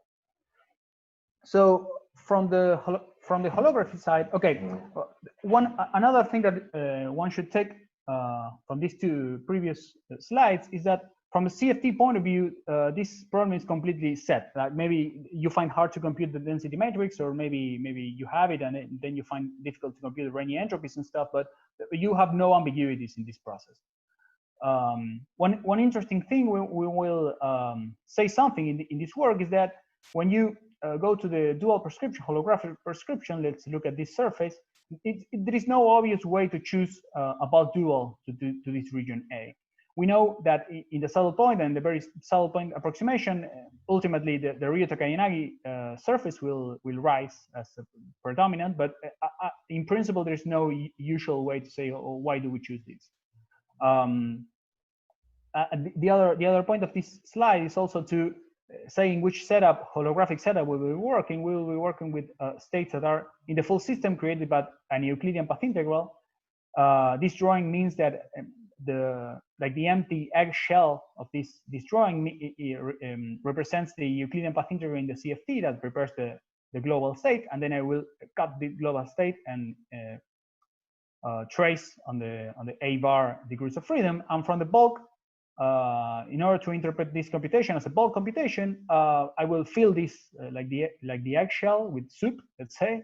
So the interior of this bowl is a Euclidean path integral in the bulk up until a surface sigma, and we will all the time we'll try to say something about how does the degrees of freedom associated to A split into B. So I show here, for example, B1 and B2 are two candidates for the dual system that relates to this bulk region associated to A. The advantage of working with these states is that we can easily give a prescription for the density matrix associated to this state. Let's say I pick B2. So what I do is to glue these great regions that correspond to a bra and a ket. You can imagine a ket like putting this bowl upside down. And then you can build easily a density matrix.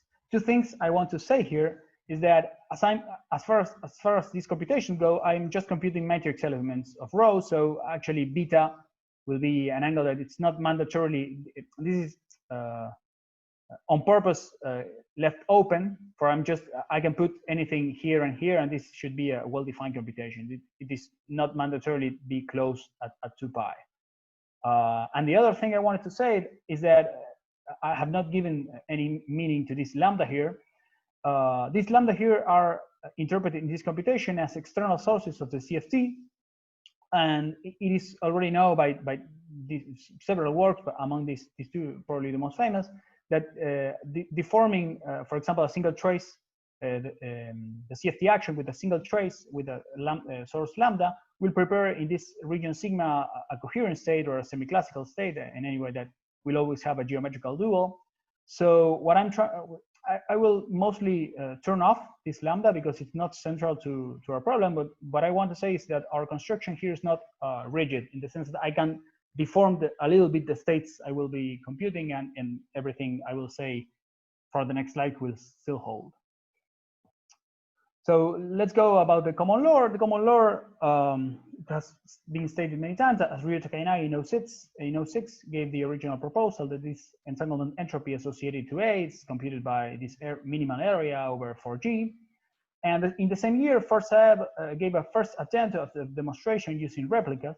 And what Forsaev did is that it's just repeating time again the same the original n equals 1, let's say, geometry, which in the end gave, for example, I'm giving here a 2 + 1 example. Obviously, you can do this in many dimensions, but I will keep the examples in 2 + 1 just to be clear. So the first I have a geometry, which in general we'll call BNF. It's just taking the n equals 1 geometry and then repeating it times and times over.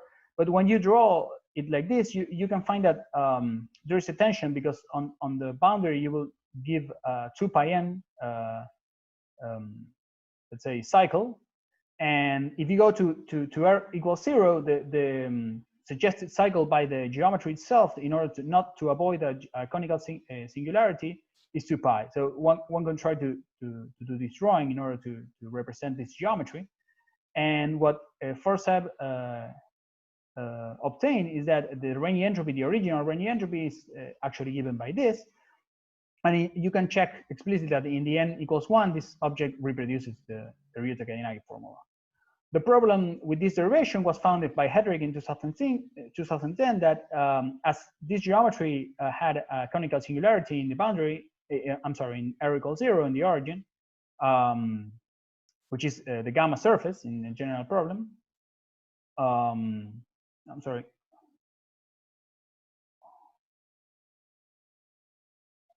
I'm sorry. Okay, so at this, as this had a conical singularity in the origin, it's not actually a good solution to the equations of motion. And even if that was not the case, there was a higher problem. That's why I wrote the Rényi entropy here. Is that notice that there's no n dependence here on the right hand side. So what Forsaev actually predicted is not only the original, to check the original proposal, but what Forsaev was obtaining was a flat spectrum for every Rényi entropies, which is known to be incorrect for general CFTs. So there must be a problem. Maybe this, we'll find out that this solution has actually physical meaning, but it's not a general correct derivation. So this, the actual good derivation came out in 2013 by Maldacena and Liukowicz, also by Replica Tricks. And they actually did this computation. It's not exactly the notation in the paper, but it's more similar to this. And what Dong found out in 16 or realized in 16 is that what they were actually doing was to compute, instead of the original Rényi entropy, it was a limit of n to 1 from this other, let's say, refined Rényi entropy. And he found out that if you actually use this instead of the other Rényi entropy, you can indeed build a different saddle, a different solution that Forsaev found, which actually lets, it actually allows the metric to move.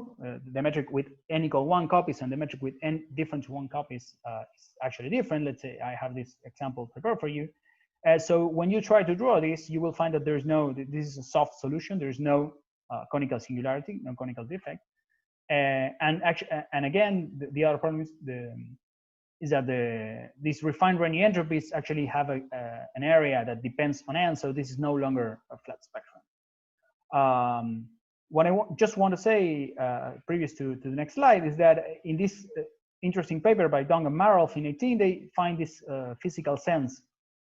They actually try to make physical sense of these BFN geometries, and by now an alternative way to approach these kind of problems should also be able to reproduce both saddles in different conditions. But the thing I wanted to point out from this common law is that in order for Dong to actually compute this type of solutions, there must be a brane Nambu-Goto action must be added with the tension in front, which is actually has a very precise combination of factors. You see the n-1 over n, but most importantly for our purposes, the tension of the brain must have an 1 over n factor, which it seems very weird from our point of view to not come exclusively from gravity. I mean, it's weird that you have to add this thing that whose coupling constant has to do with gravity, but it's non-related. And then when you actually do the computations on the Rayleigh entropy, you have to drop that thing from the action. So the procedure, what I'm trying to say is that the prescription works like a charm. It's very, very useful and very direct, but there's something inconsistent in how it is set up.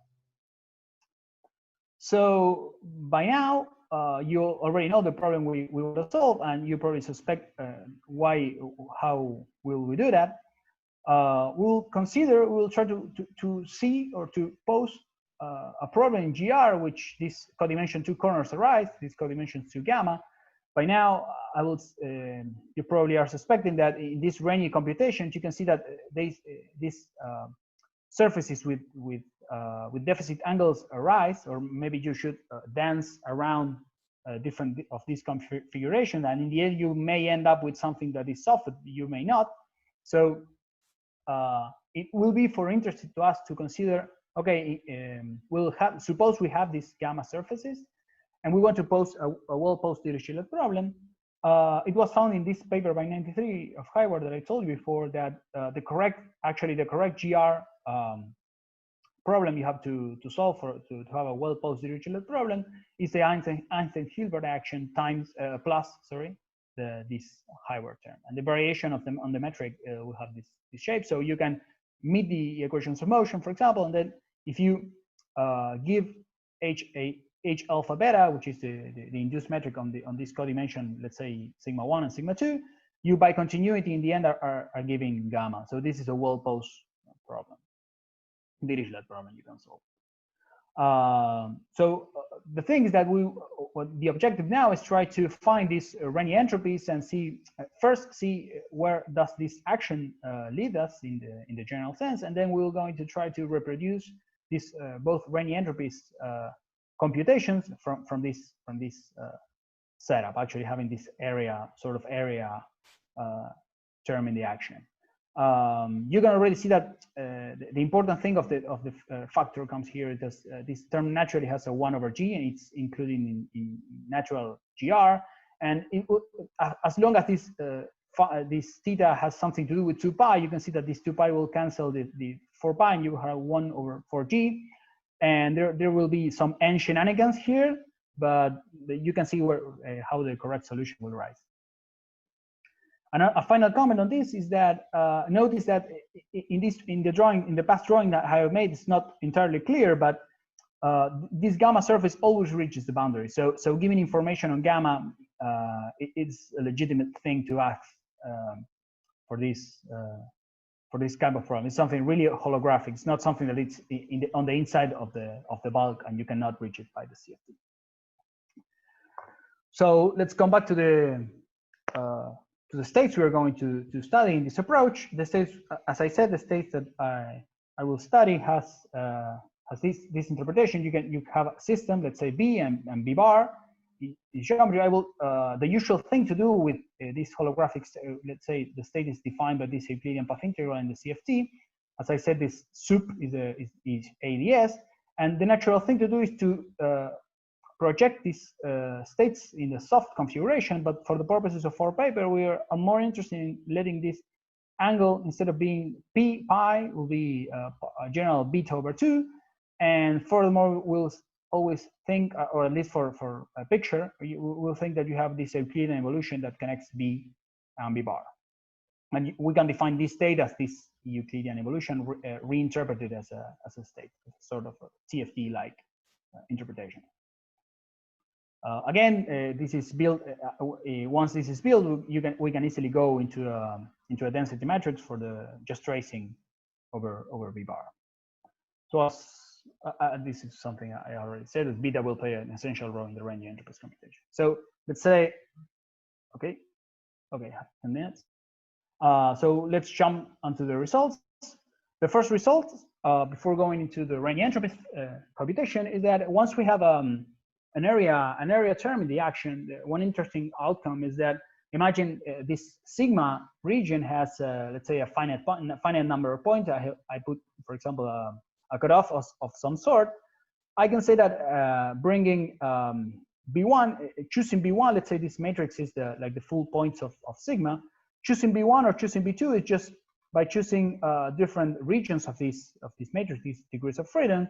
And one reasonable assumption that it's manifestly or explicitly realized in this operator quantum error correction protocols, like in this paper, is that actually the density matrix associated to rho A, it's a direct sum of all these different possibilities of choosing associating a region in sigma.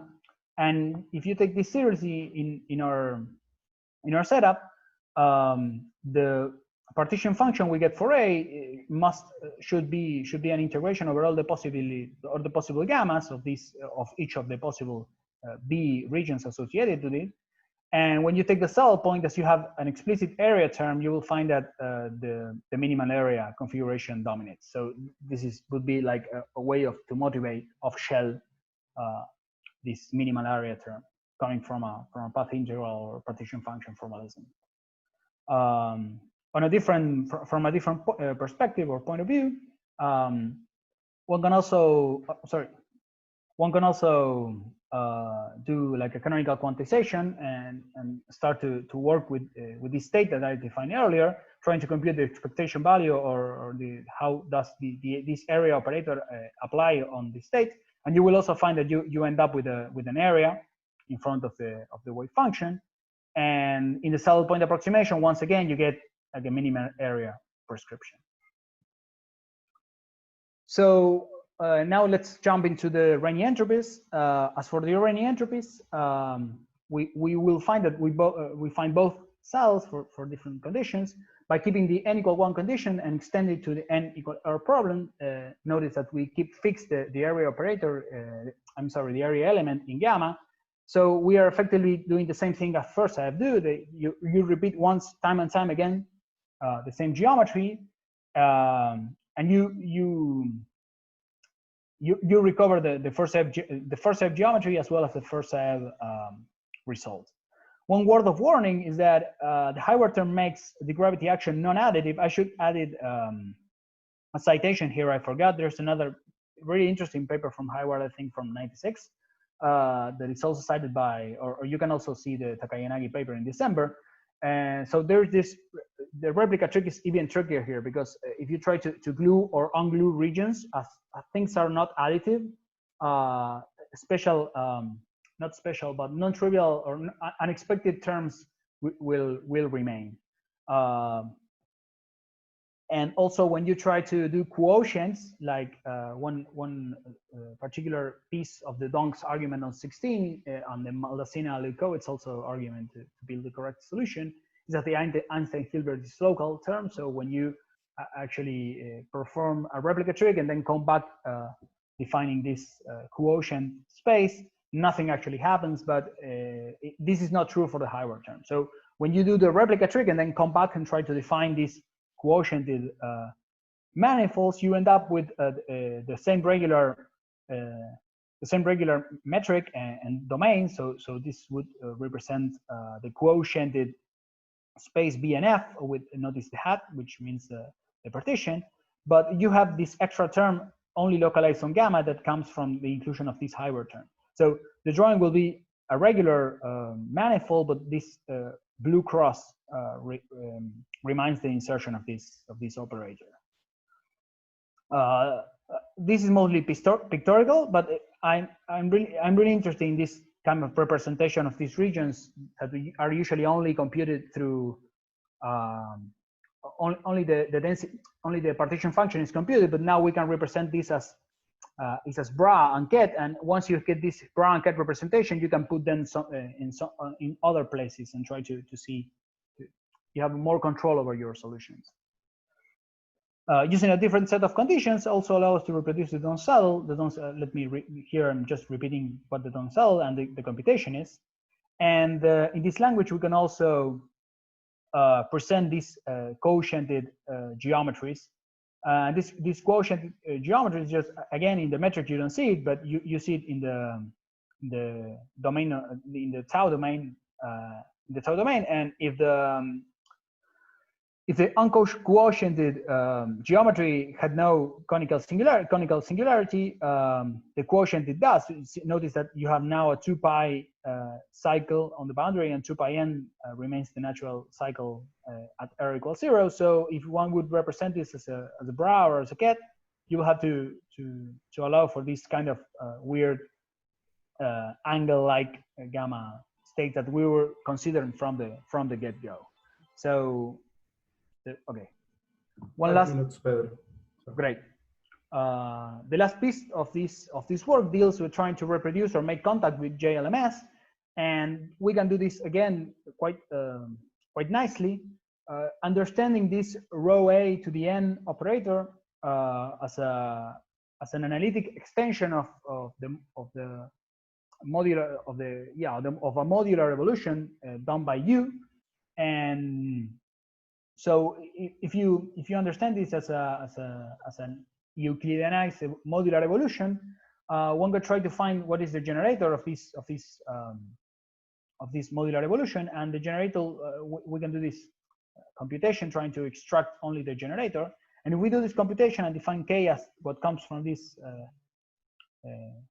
this is a regularization, or maybe take the limit n to something, it doesn't really matter, as a regularization of this, performing this computation, which can be very hard. You can explicitly obtain, once again, just because we have an area term, there's an area term in form, and this thing that comes here is the bulk term of the modular Hamiltonian. So this is exactly what the JLMS is, coincide exactly with the JLMS proposal. So now let me present the conclusions of this work. We think we have provided a more clear or unified framework for the internal entropy computations, and at least from the gravity side, we have a clear problem in which an area term must be added in order for the problem to be consistent and well posed. And this leads us to several proposals and natural computations that lead to a subtle point that has something to do with the area of gamma. In our presentation, the RT brain is no longer an ad hoc or by hand fixed tension object, but it's naturally embedded into this RG, general relativity. Oh, within RGs should be GR. Sorry. And several conceptual and computational advantages we have for having this explicit area, as I was saying. As for future work, I would like to further explore gravity. What are these implications? Whether we can take more seriously this Hilbert space splitting I was talking before in these B1, B2, B3 regions, these different candidates and this actual direct sum. It would also be interesting maybe to explore analogous constructions of higher order gravity. Also probably study quantum correction to this final piece of this JLMS contact. And as a final future work, we can also try to do this in a more HRT way, let's say, with including real time and trying to evolve and not only rely on this Euclidean signature computation. So that would be it. Thank you very much. Okay, thank you, Pedro. We go for the questions. Ignacio Araya, please go ahead. Hi, Pedro. So I have a question. There seems to be somewhat of an accident happening in the case of Einstein-Hilbert between the relationship of the Hayward term and the Nambu-Goto area for the entropy functional. Because, for example, in higher curvature theories of gravity, like LAWGH, I'm thinking, right? The entropy functional is actually given by the Jacobson-Myers functional, whereas the analog of the Hayward term is given by the Pablo-Cano construction. So in that context, clearly the two functionals are not the same. So I worry about the extension of your interpretation to the higher curvature context. This is my question. Okay, yeah, I must say I'm not very keen on higher derivative things. I'm not sure of if we can do it. It's a future work. Maybe we, as you say, maybe we quickly understand that we cannot do it. But at least in this case, we just like in this case it works. But I am not sure if there's a higher dimension of generalization which is immediate. Maybe it immediately fails. I don't know. It's something I want to explore. Okay, thank you. No, thank you. Ricardo Spíndola. Yeah. Hola, Pedro. Thanks for the talk. Maybe I miss it, but I don't fully understand what is the role played by the Euclidean sources. Do anything happens? Oh, you were talking about the lambda stuff. Yeah. Yeah. No. As I include them because there is no role playing here in this talk. The only thing where you could see that it plays a role, for example, is when you try to see where there is this minimal area.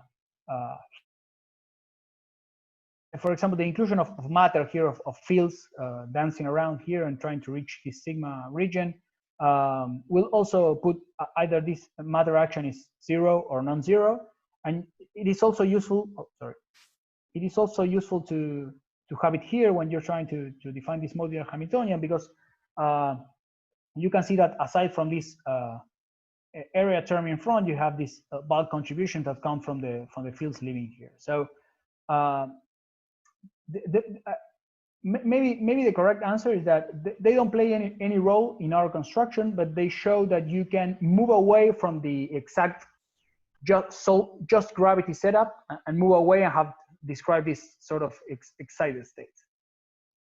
It is not a very rigid construction. You can move away a little bit and you will still find something that makes sense. I see. Thank you. Okay. Okay. Juan Pedraza. Yeah. Hi, Pedro.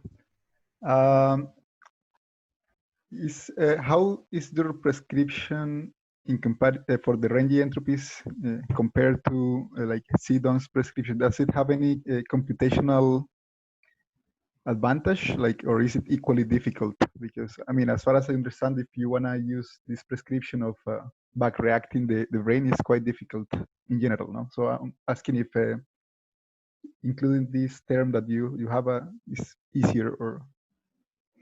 No, I don't think so. I would say that it's equally difficult in practice to find a higher dimensional. For example, now I presented 2+1 examples when you can toy around with the solution and quite relatively easy find a solution. But let's say you have a higher dimensional example, higher dimensional black hole or something. I would say it's equally difficult to find the cell, because the main advantage of our work, I think, it's more conceptual in the sense that you don't have to put something external that has a coupling constant that has a 1/g sitting over it. It comes just from general relativity and trying to put a well-posed problem. But I would say that in practice, I wouldn't bet that you have a more an easy task, a more easy task in order to find this geometry. Okay, so it's more or less the same. Like you will still have to back react, essentially. Yes, because as I said, the Dong's prescription works like a charm. I mean, it's not, there's not the problem with some cases that Dong gives the wrong answer or something. It's more like why do you have to add this? Okay. Yeah, that's more the focus on our work. Maybe once this setup that we have made, now that this setup of ours exists, we will try to use this setup in order to build something that from Dong's perspective it cannot be done or something like that. But as far as this work goes, we're trying to find something that is consistent and gives you the correct answers in a setup that we know is correct, because the Hayward term must be included for Dirichlet for this variational problem. Okay, thanks. No, thank you. Okay, Pedro, I have a last question. And in the geometry with the n, what's the range of the x direction? Is it compact also, or? It doesn't really matter here in these examples. Just because I think it's ADS3, you can either take this to be the whole real line, which would be something like a Rindler ADS. But if you understand this as a compact, maybe you're describing something similar to a BTC black hole. So in the end, the x direction is the thing that will give you the area, because you go to r equals 0 and you go all the way around tau. So the only thing that will give you this codimension 2 thing is x that will be finally integrated. So it does not actually affect any of these discussions. It's just the thing that gives the area. In these examples, you can take it both as a real line or maybe as a compact thing. It will of course it will change the topology you are describing, but it does not affect the reasoning. Okay. Okay. So I don't see more questions by now, and let's thank Pedro again. Gracias, Pedro. Thank you. And we return at 12:15. Okay. See ya.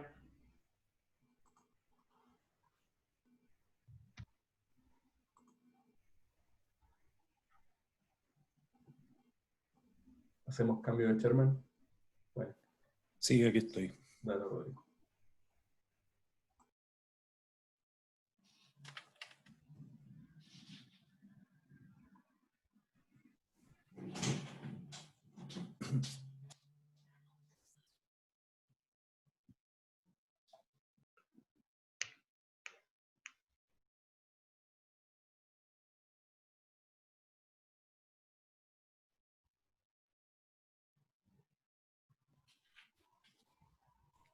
Who's speaking?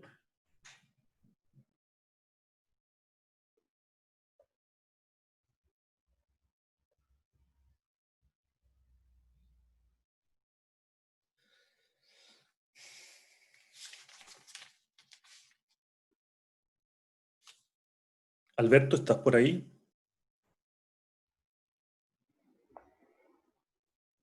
Sí, acá estoy. Tengo dudas con el segundo speaker, porque hay un break de 5 minutos incluido en el horario. Entonces, 20 más 5... Sí, lo puse confuso. No, ahí está, ahí de hecho, ahí me equivoqué yo y no incluí los 5 minutos en el bloque de Anayeli Ramírez. Entonces, o sea, es tal como te estás imaginando que... Es 20 más 5, entonces. Es 20 más 25. 5, ajá, 20 más 5... 25, ¿no? porque empieza a la 1. Es 25... No, es 20 más 5, sí. Entonces, Sí. O sea, los 15 minutos le avisas. Sí, le aviso a los 15 minutos y 5 minutos más y 5 minutos de preguntas. Exacto. Entonces terminamos 25. Sí, lo que me equivoqué fue en poner el inicio de la discusión a la 1:35. O sea, sí, como que eso está empezar... inhomogéneo con lo demás. Sí. Sí. Pero bueno, también supongo que de alguna manera toma en cuenta esto que no yo lo comunico a la gente. Perdona, Alberto y Rodrigo, que me intrometa. Hola. Debería ser media hora, ¿no? O sea, yo debería acabar. No, tú eres 30 más 10. Tú eres 30 más 10, te aviso a los 25. Ok, es que te aviso a los 25. Y yo estoy en otro uso horario, me confundí. Ok, yo termino a la hora, digamos. 40. Cuando se completa la hora. En tu horario sería la 1, sí. No, sorry, perdón. No, tú terminas a 5 para la hora. Porque te voy a avisar después de 25 minutos, tienes 5 minutos más preguntas, 10 minutos de preguntas. Vale. Entonces terminas, terminas 55. Ok. Igual yo voy a contar media hora aquí en mi cronómetro, así no me confundo, no nos confundimos. Sí, vamos a empezar a la hora de todos modos. Bárbaro, gracias. ¿Será que puedo compartir mi pantalla? Sí, prueba eso. Aquí está, ¿no?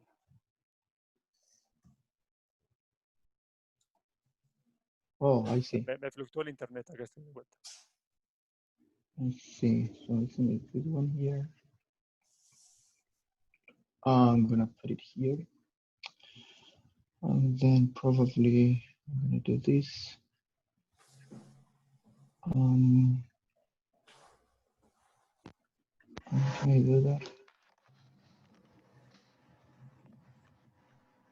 Right.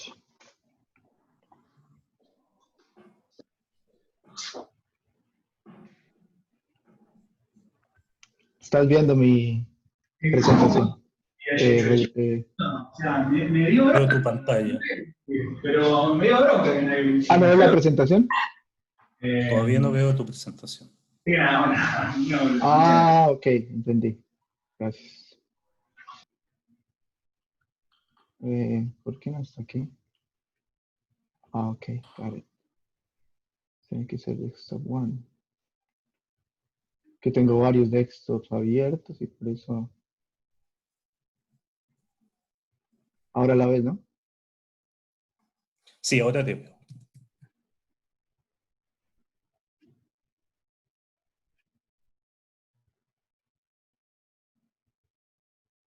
Si hago esto, aquí todavía es la presentación. Todo bien, ¿no? Porque quiero, todo bien, sí. claro, porque en la otra pantalla cambio escritorios y no sé si se cambia escritorio. Ok, claro. Gracias. Un par de minutos y estamos.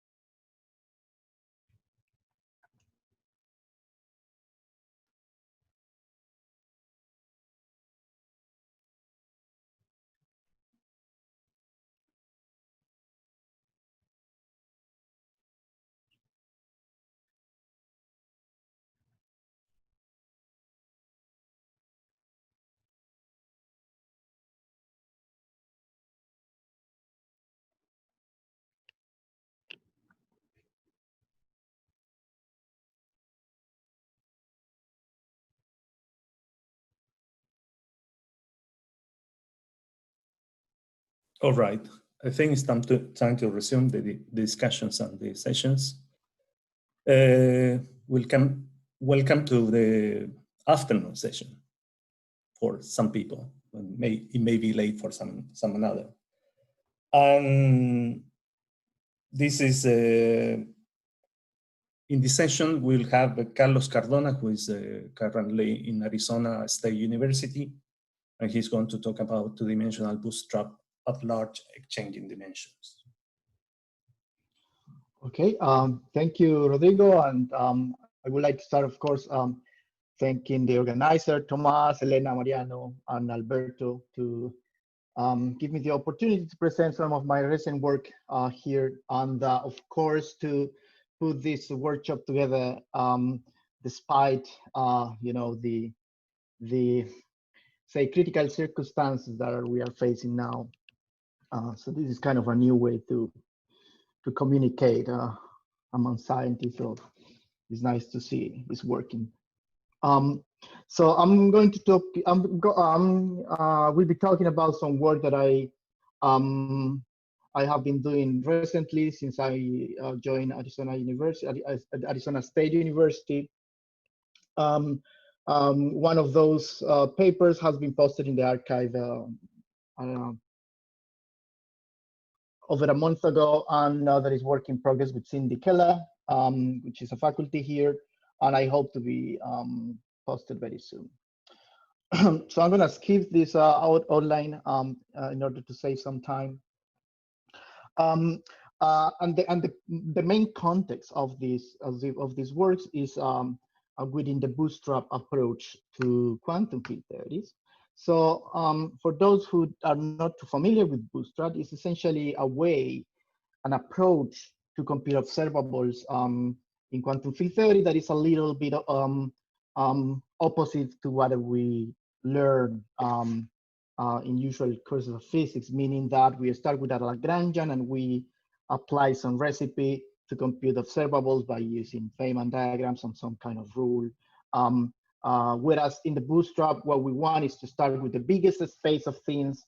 So instead of a particular theory described by a Lagrangian, we start with a huge space of functions that could describe observables, and we start just cutting pieces of that big space of functions, narrowing down the functions that can describe the observables that has the physical properties we want. So essentially, by imposing physical constraints, we reduce this space to a subspace of things that has all the properties we want. So in the case of conformal field theories, these constraints, these impositions on this big space are of course conformal symmetry. We ask that this space of functions satisfies conformal symmetry. We also usually will be asking to satisfy crossing symmetry. We want our theories to be unitary. We can impose locality, and if we want, we can also impose on that big space global symmetry, and that allows us to reduce the space of possible observables to a very to a good enough small set. For example, this approach has been very successful in the 70s in the S-matrix programs and in the 80s in conformal field theories in 2 dimensions, whereby restricting the space of conformal field theories this way. This gentleman, Ferrara, Gatto, Grigio, Belavin, Polyakov, Samolotchikov, and others managed to find a subset of theories which are exactly solvable, and those theories are now known as minimal models. However, these theories has been very well studied over the years, and many things has been done. There is a lot of mathematical development done based on these theories, but for theories in 2 dimensions outside these minimal models, there is not much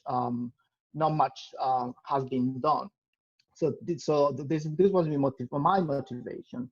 I started looking into these things. So what we know and what we can say for the cases when we are outside this royal family of models. The bootstrap in higher dimensions was being revisited around 2008 by Ratassi, Slava-Richkov, Tony and Vicky, and this has led to a popularization of the conformal bootstrap since then. So let me just very briefly say what all those words means of those constraint means in equations. So we start with a 4-point functions. I'm going to be focusing this talk in 4-point functions, and I'm going only to consider scalars in the external, the operators, these operators in the correlator. I'm going to call external operators. These external operators are going to be scalars, so no spin. And conformal symmetry impose that observable should be only a function of 2 cross radius, which has some projective coordinates that depends on the space-time positions of the operators in the correlator.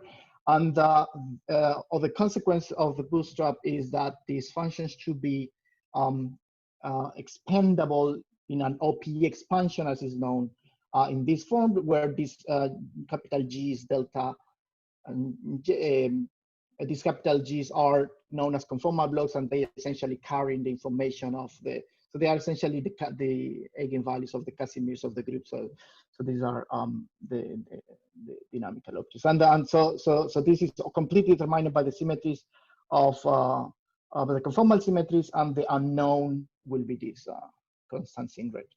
And then we impose crossing symmetry, which in terms of the cross radius is this equation.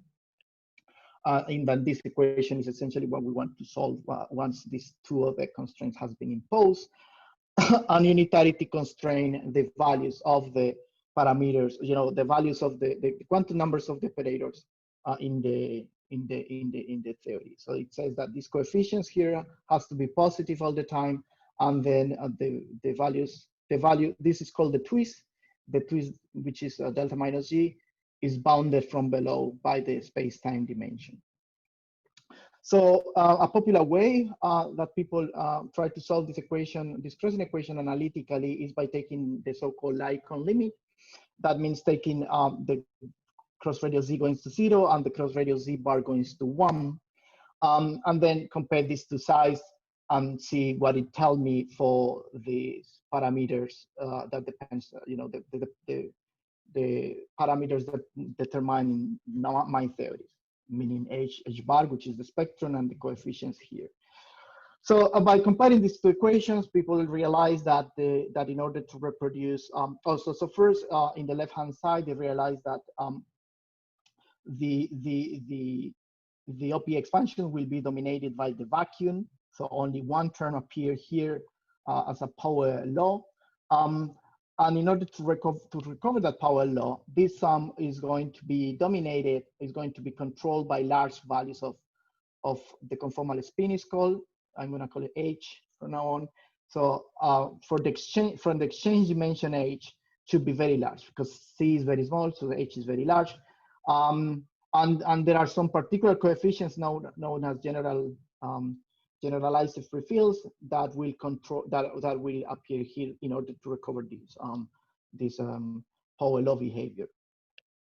And we also need that the twist of H bar the twist spectrum of the theory should be 2 times the classical dimensions of the external operators appearing here that I'm taking to have the same dimension. So it's 2 times that dimension plus some small correction, which is known as the anomalous dimension. So what we can do is that by basing on all those observations, we can make an answer where the theory dependent parameters are expanded in a Taylor expansion in 1 over H, because H is very large. So I can take 1 over H as my perturbative parameter. And then by putting back these answers in these crossing equations, we can solve order by order to start extracting the value of these coefficients, and so for determining in a series of expansions these theoretical dependent parameters, theory dependent parameters. So some people develop some systematics to do that, but very recently, Simon Caron-Huort came out with a beautiful formula that allows us to compute these anomalous dimensions and OP coefficients, but sort of an inversion formula that is called usually in the literature. That means we can invert this kind of sums in terms of things that appears in the other side by some clever trick, and write the OP coefficients as a convolution of the discontinuities of the 4-point function over some kernel. This kernel is nothing else but a particular conformal block. And this is a measure of integration. So along with Kalol Sen and independently these people on UCLA, we were able to use that formula to compute in arbitrary dimension the anomalous dimension for finite spin. I call H, I call it beta in this slide. I'm sorry, I changed the notation. So that allows us to compute the universal anomalous dimension. So since the bootstrap is not theory, I'm not studying with a particular theory, but I'm studying with a family of theories that should satisfy these physical constraints. It's not surprised that that the quantities we compute are universal. So so this is a generic universal anomalous dimension that every theory that satisfies the properties I asked for should should have this form for the anomalous dimension. So that was a nice thing. Then I was asking myself how this translates to 2D, but because this result works for any dimension greater than 2, so 3, 4, and so on. So how this translates to 2 dimensions, and the 2-dimensional case is very special, as we could expect. One reason is that unitarity. Now, one key factor in solving this equation in the Lycon limit in higher dimensions is that the unitarity constraints separate the identity, which has h equal to 0, from the rest of the spectrum, because the rest of the spectrum has to have h bar greater than 0. So that's why this vacuum get decoupled from the other contributions in the OP expansion, whereas in 2 dimensions that's not the case, because you can the unitarity constraint doesn't impose. So you can have operators with twist equal to 0 equal to the identity, and then in the OP expansion they are not discriminated against each other. So that's a problem. Also, like for example, the time you knew the stress tensor in 2 dimensions has twist 0, so it gets mixed with the identity. Also another problem or another difference in 2 dimensions is that the conformal algebra is infinite dimensional. So we should add that information into our problem. So the basis of functions that we use to expand to make the OP expansion should be organized instead into irreducible representations of the Virasoro group, which is this infinite dimensional, that generates this infinite dimensional algebra. So since this is a Latin American meeting, I should say that there is a city in the north of Argentina called which is called Virasoro. I don't know if it's a city, probably a small town. So I don't need to translate to you guys what it says here, but if every time I made this joke in English, this translate, welcome to Virasoro Currents, which is what I'm gonna start talking right now. So Virasoro Currents are, generates this algebra, this infinite algebra is given by an infinite number of currents, which is the Virasoro currents, and those currents satisfy an algebra, which is now the Virasoro algebra that I think most of the people here know very well.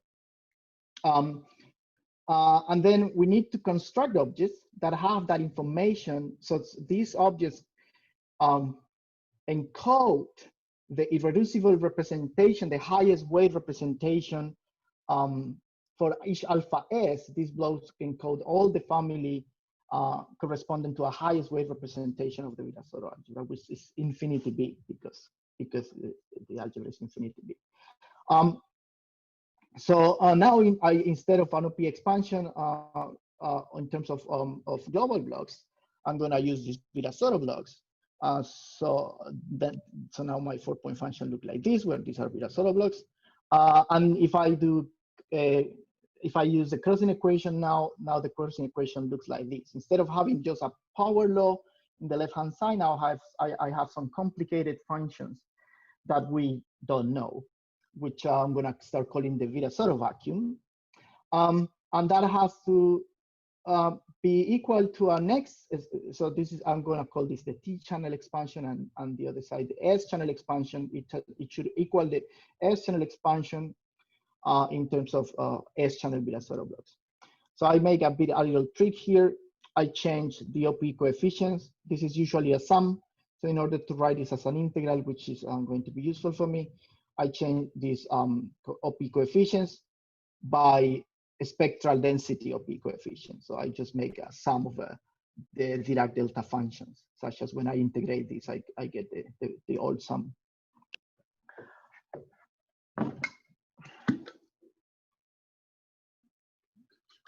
The problem with trying to solve the bootstrap this way is that in general, Virasoro blocks are not known in closed form, which was very striking for me to get to know this, because, well, we are very familiar with the Virasoro algebra. Many things have been done, but these blocks seems to elude us to be able to have a useful form for these blocks that we can use in this kind of equations. Some limits are available. Some limits that were essentially inspired by ADS-CFT. So those limits are, mostly of those limits are known as semi-classical limit, which means we take the central charge very large. And in this case, this particular case I'm writing here, I'm not only taking the central charge very large, but one of the operators, the external operators, to be very heavy, that in the way that one of the operators or two of the operators scale as the central charge, which is going to infinity. So in that particular limit, the vacuum block is known. It has this form, it's very simple. But in general, these blocks are not known. Outside this kind of limits, they are not known. So, so in order to be able to get to make progress with this equation, we need another way to work with this. And there is a way to bypass the use of conformal blocks, conformal beta zero blocks, and it's by using something which is known as the fusion kernel. The fusion kernel is essentially some kernel that, when integrated of one block in one of the channels, the S channel, it give me the beta zero blocks in the T channel. So it doesn't look too useful now, because it's still relating some two unknown quantities. But if one replace those, if one replace this formula back into our crossing equation, what we can find is instead a relation between C's in both sides, in the opaque coefficients at both sides, instead of a relation between beta zero blocks. This problem with this approach is that this function is, in my view, very complicated. And it was actually surprising for me to know that this function even exists. And it was computed 20 years ago by Ponser and Techner. Techner has done a lot of work in this area. And they use quantum group theory, some things that are very foreigner to me, very complicated. And essentially, what I want you to, I don't want you to pay too much attention to this slide here. I just want to highlight the important thing is that this kernel depends on this function gamma b in a complicated way as a contour integral. These SBs are products of these gamma b's, and these gamma b's are known as double Barnes gamma function. And they are very, very cute. I'm going to talk just 1 second, the next slide. But the important thing for me, for you to bear in mind from this slide, is that I'm going to parameterize my conformal field theory parameters in terms of B and alpha. So conformal dimensions now are determined by, I'm going to be parameterized by alpha, and the central charges are determined by this B. This comes from Liouville notation that people like. So what I mean is, so what you have to remember is that alpha determines the conformal dimensions and B determines the central charges. Okay, so this function is very beautiful, but it's very complicated, and it can be defined only through these three properties. It has a beautiful property that is a kind of weak to strong duality. By just changing B, whatever B, the function remains invariant. It has a periodicity. In B here can be rational or irrational, so this is kind of generalized periodicity. And it has for when the real part of X is greater than 0, it has an integral representation. That is the most useful thing. So that's pretty much all that I need that I want to tell about this fusion kernel. The important thing for us is that since I want to relay the vacuum in one side, as we want from the crossing kernel here, I want to relay the vacuum on one side with the S channel beta zero log in the other. So essentially what I'm saying is that I just need the kernel one of the indexes belong to the vacuum, label the vacuum. And that is denoted by this.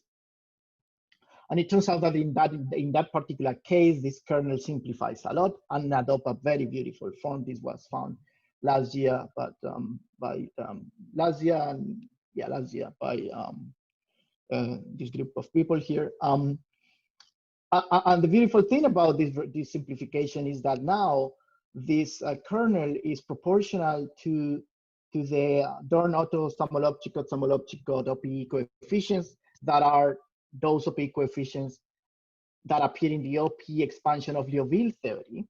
And this is normalized by this SO S naught, which is not is essentially the 2-point function in Liouville theory. And this rho naught is essentially the Plancherel measure in the Plancherel measure when you are integrating over the local conformal group. So okay, and these coefficients are also written in terms of like products of these gamma b's, epsilon bits, which are in turn written in terms of the gamma b's that I just talked about. Using the intuition I start commenting from the higher dimensional case, we expect that the vacuum contribution in the T channel will be controlled at the S channel by large values of the exchange dimension, similar to what happened in higher dimensions. So we want to check that, and we want to check that this formula indeed reproduce what we expect from this higher dimension intuition. So that's what I'm doing with Cindy now. Okay, so first I need to look at the asymptotics of those coefficients. So those coefficients here. That's an easy computation to do by using properties of these epsilon functions. We can compute those asymptotics. Is given by that, and this is a universal thing, right? Because I am not making an assumption of a particular theory. This is any dimensional theory which is not rational and satisfy the crossing symmetry, unitarity honor requirements that I have imposed from the bootstrap. So all those theories that satisfy those properties should satisfy these asymptotic behavior for his OPE coefficients. This is beautiful because what one can see by replacing the properly. This is the Cardy formula for the growing of the density of states at high energies. So this OPE coefficient, of course, contains that information. So now, okay, that this capital N here is not important. It's just a big constant that depends only on external data, right? External, these PIs correspond to external dimensions. These Qs are central charges, and there is the only internal thing is the exchange dimension, which correspond to the spectrum of operators of a given theory for large values of dimension. So what we need to do is first let me take just the holomorphic sector. I'm running out of time, so I'm gonna speed up a little. So right, so we need to make that integration that appears in the right hand side from the crossing. But unfortunately, as I said, so now I know the coefficients, but I don't know the Virasoro blocks.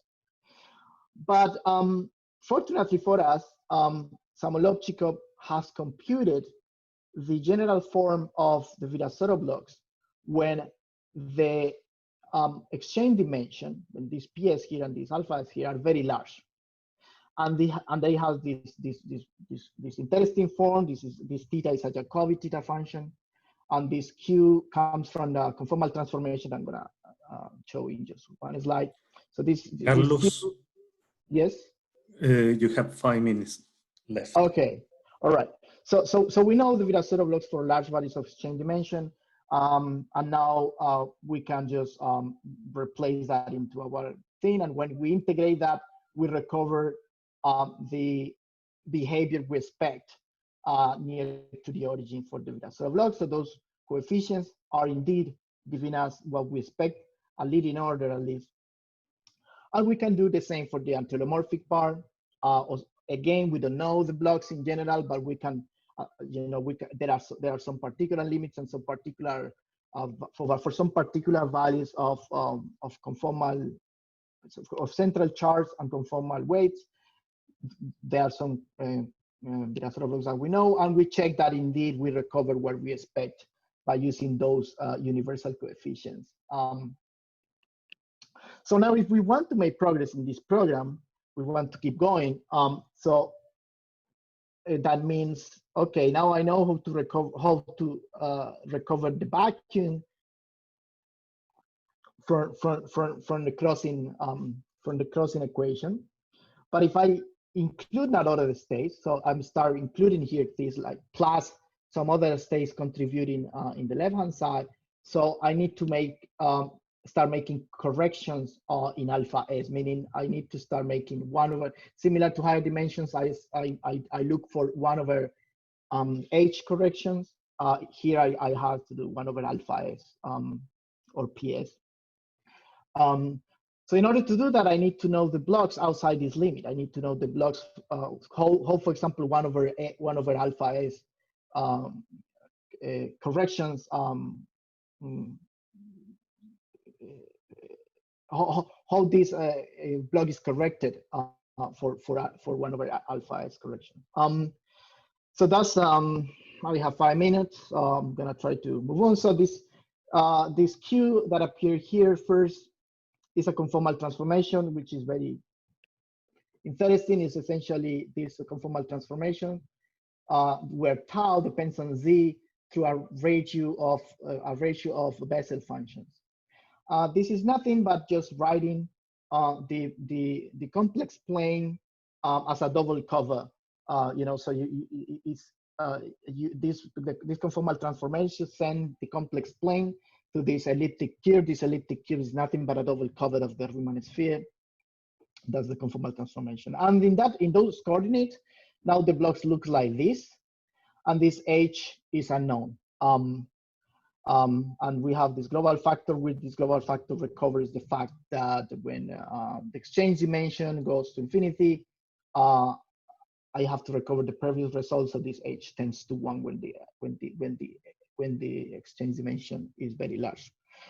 The good news is that LAWGH code, again, using his magic, realized that this capital H satisfies some recursion relations. So these recursion relations, he guessed these recursion relations by knowing that the Virasoro algebra contain null vectors, and those null vectors highly constrain the structure of the Virasoro blocks. So by imposing those, these constraints on the Virasoro blocks, he arrived to that recursion relation. So I essentially want to solve that recursion relation, but of course, many people have tried to solve that recursion relation.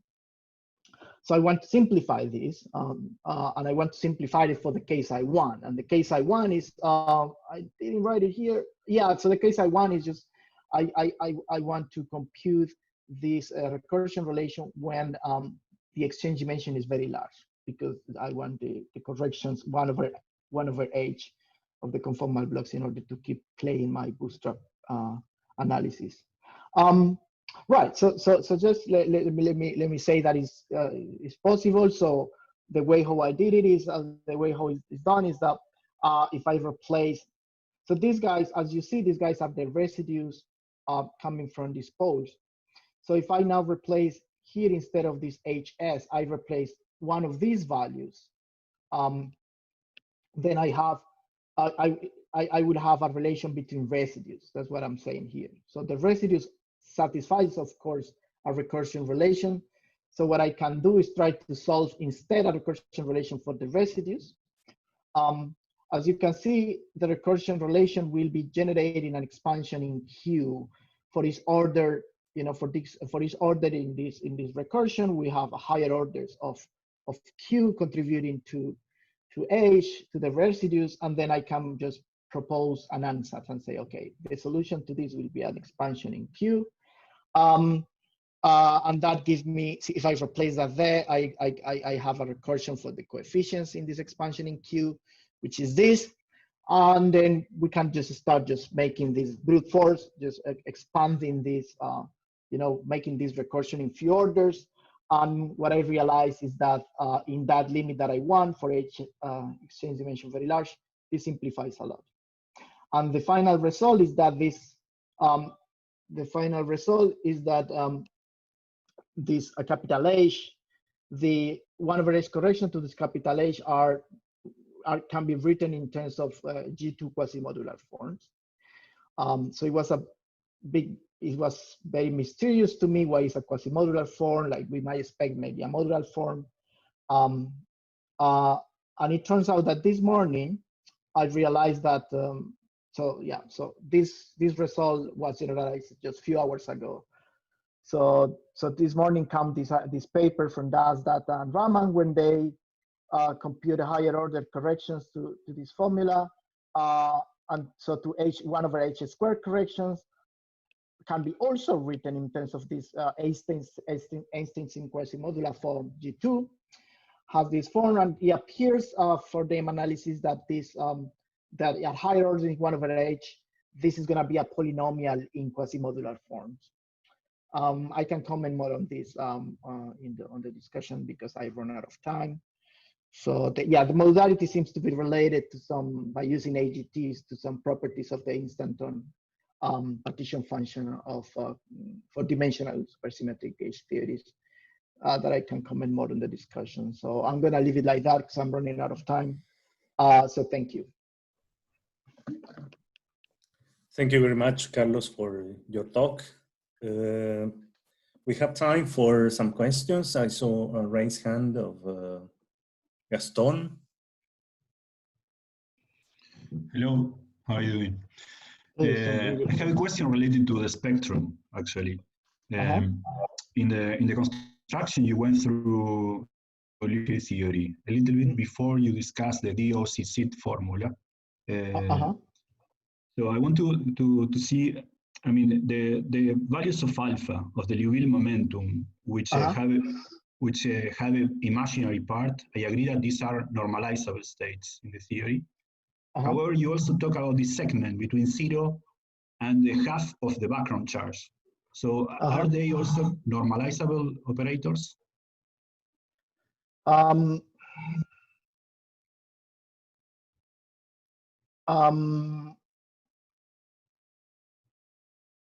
You mean the discrete series? Well, I mean, it's difficult to talk about the discrete series here. So for states that appear, that have conformal wave from 0 to Q/2. Yes, I think those are the states you are talking about. Exactly. Are they normalizable? Right. So in order for me to avoid that case, I take the dimensions big enough to be outside this range. So my external dimensions are outside, so are bigger than Q/2. Yeah, I see that, but my question is whether it is necessary to do it, because oh no, right. So I think the whole analysis just carries over those states. But then if we want to interpret those states in terms of conformal field theory, then you will run into that problem. Now, the non-normalization of the state, that's the problem you will run into. But remember that this is your universal result, in the sense that every theory that is non-rational and satisfy crossing and unitarity will be within those. So you can very well consider those states. The problem now is that you have the formula that I'm using will change a little, because now you have so if you do that, you have to move the contour. So I think you are very familiar with this procedure. So you are going that's my question, actually. It boils down on what is your S contour. So in my integral is going to become some continuous contribution plus some discrete sum coming from those residues. Okay. I just wanted to avoid those residues. Okay, you want to go far away from them. Okay, right, okay, I went a little bit just far away from them to not come, but then the integral just you can still do it. Just it becomes an integral plus a sum. Yeah. Thank you very much. Yeah, no, thank you. Are there more questions? I don't see any other raised hand. Maybe you can think of a question for the discussion session anyway. If not, if there are no further questions, Gaston, once again. Okay, I'm very democratic, but since nobody asked, so that's why I go again. So can you a little bit, no, with a lot of time, but elaborate a little bit about the relation with the HGT you mentioned at the end when you were talking about the quasi-modular forms? Oh, Can yes, you say yes. something? Yeah, so I just read this morning, so I cannot say many things. But the thing is that so you know that AGT relates the instanton partition functions of the supersymmetric H theories with the 4-point functions of LAWGH, right? The Nekrasov ones with yeah, the instantons. Nekrasov partition functions for the instantons there. So it turns out that this the prepotential, meaning the log of the partition function satisfies some differential equation. And one differential equation is that one that I'm showing here. It turns out there is a equation that when you take a derivative in terms of G2, which is what I obtain here, the prepotential has to satisfy that equation. And that seems to be explaining why, from the perspective of the conformal field theory, I'm getting these quasi-modular forms. Now that is unsatisfactory to me still because that still doesn't explain to me, at least because of my ignorance of an AGT, I believe, why it's quasi-modular. I mean, why is not modular? I'm defining something over the torus, which I expect to be modular. So modular forms are those that I have time to, yeah. So I expect something modular, and instead I'm having something quasi-modular, which I have some naive explanations to it, but it's still not satisfactory answer. Thank you. And one last question by Alejandro Cabo. Well, I think my question was precisely what Gaston just asked, so you just answered it. So. Yeah, I can keep answering. So what I was expecting is that okay, so maybe what I was expecting is purely CFT related. Like I don't want to, to invoke right to invoke these supersymmetric theories, because this is a property I found for genetic with a sort of logs in genetics due to non-rational CFT. So for now, from that perspective, I have nothing more to say. Yeah. Thanks. Okay, thank you very much, Carlos. Perfect timing, and we have a 5 minutes break. Go and refill your coffee cup, and we can start again at 1 o'clock.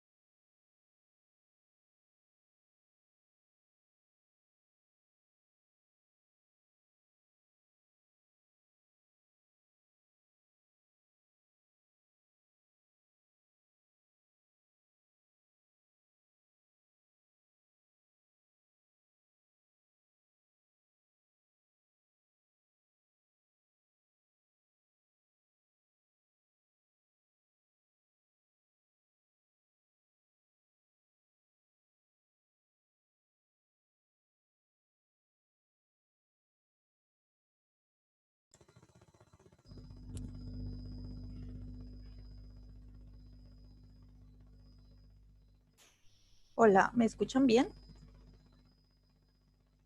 Sí, te escuchamos. Sí. Es que parece que se escucha un ruido raro, entonces no lo sé. Sí, hay como un ventilador tal vez del ordenador. Ah, vale, es que, bueno, no sé. Es Yo un ruido yo no del ciclo de algo. Ok, bueno, es que, bueno, aquí yo no lo escucho, pero igual ustedes sí lo oyen. No, no molesta tanto, Nayeli, no te preocupes. Ok, vale.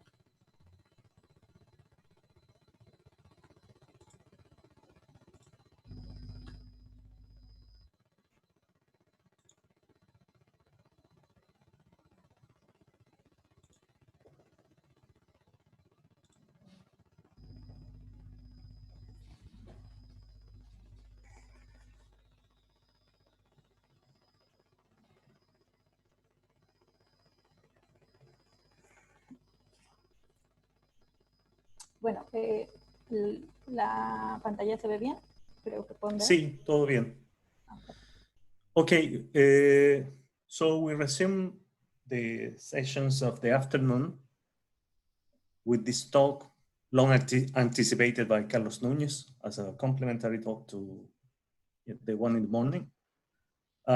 This talk is by Anayeli Ramirez from University of Oviedo, who is going to talk about a quarter BPS in ADS 3 CFT2. Okay. Thanks, Rodrigo, for the introduction. And first of all, I want to thank the organizers for the opportunity to speak in this workshop. Now, the project was elaborated in a series of 4 papers, but in this talk, I will present the main idea of 3 of them. And the work is in collaboration with Yolanda Lozano, my supervisor, Neal Macpherson, a postdoc in Brazil, and Carlos Núñez, that you know very well. Okay, here we go. In the last years, the study of the ADS-CFT correspondence has led to exploit tools in the CFT side in order to do computations that in CFT are difficult.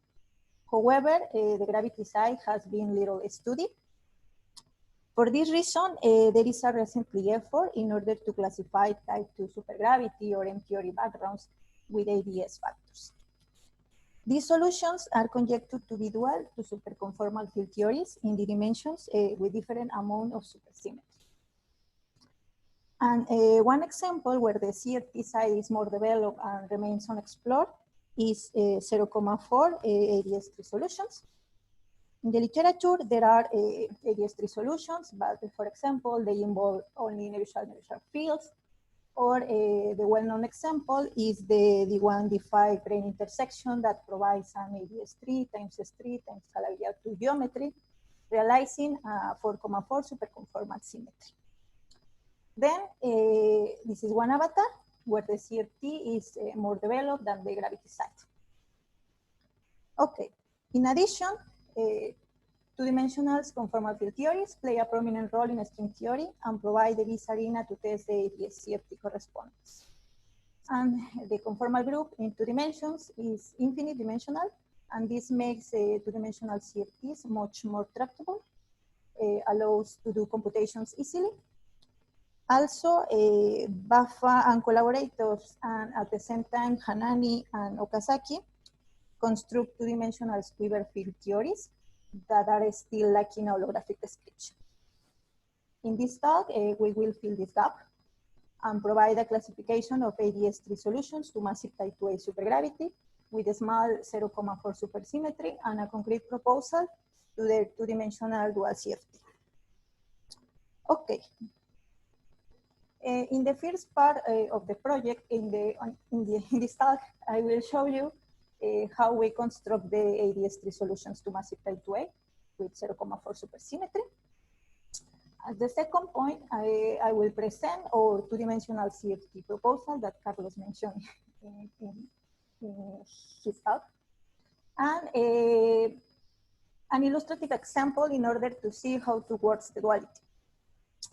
And finally, I will conclude and mention some of the problems. Okay. In the first part, I will sketch the main ideas that we follow. We are interested in ADS3 solution with a small 0,4 superconformal symmetry. This superconformal algebra contains a bosonic subalgebra given by SL2 plus SU2, where the SU2 factor is an R-symmetry that should be realized by the 7-dimensional manifold. To be more precise, the 7-dimensional manifold admits a description that contains a two-sphere. The superconformal algebra should be realized then by these ansatz here, where the WARP factors and the dilaton have support in the 5-dimensional manifold. And the B2 field and the Ramon-Ramon sector depend on the ADS3 and S2 directions through the volume forms. And this is sufficient to ensure that the ADS and S2 isometries are satisfied. In addition, we need to guarantee supersymmetry. And we must solve the supersymmetric constraints. The strategy that we follow is first, we construct spinors that ensure consistency with the bosonic subalgebra that I explained before. And we use previous works of Tomasiello and collaborators in order to obtain sufficient conditions on the geometry and fluxes for a solution with a small 0,4 in type 2A to exist. Finally, we study the classes consistent with our assumptions. We find two classes where this 5-dimensional manifold is composed by a Calabi-Yau times an interval. This is the class 1.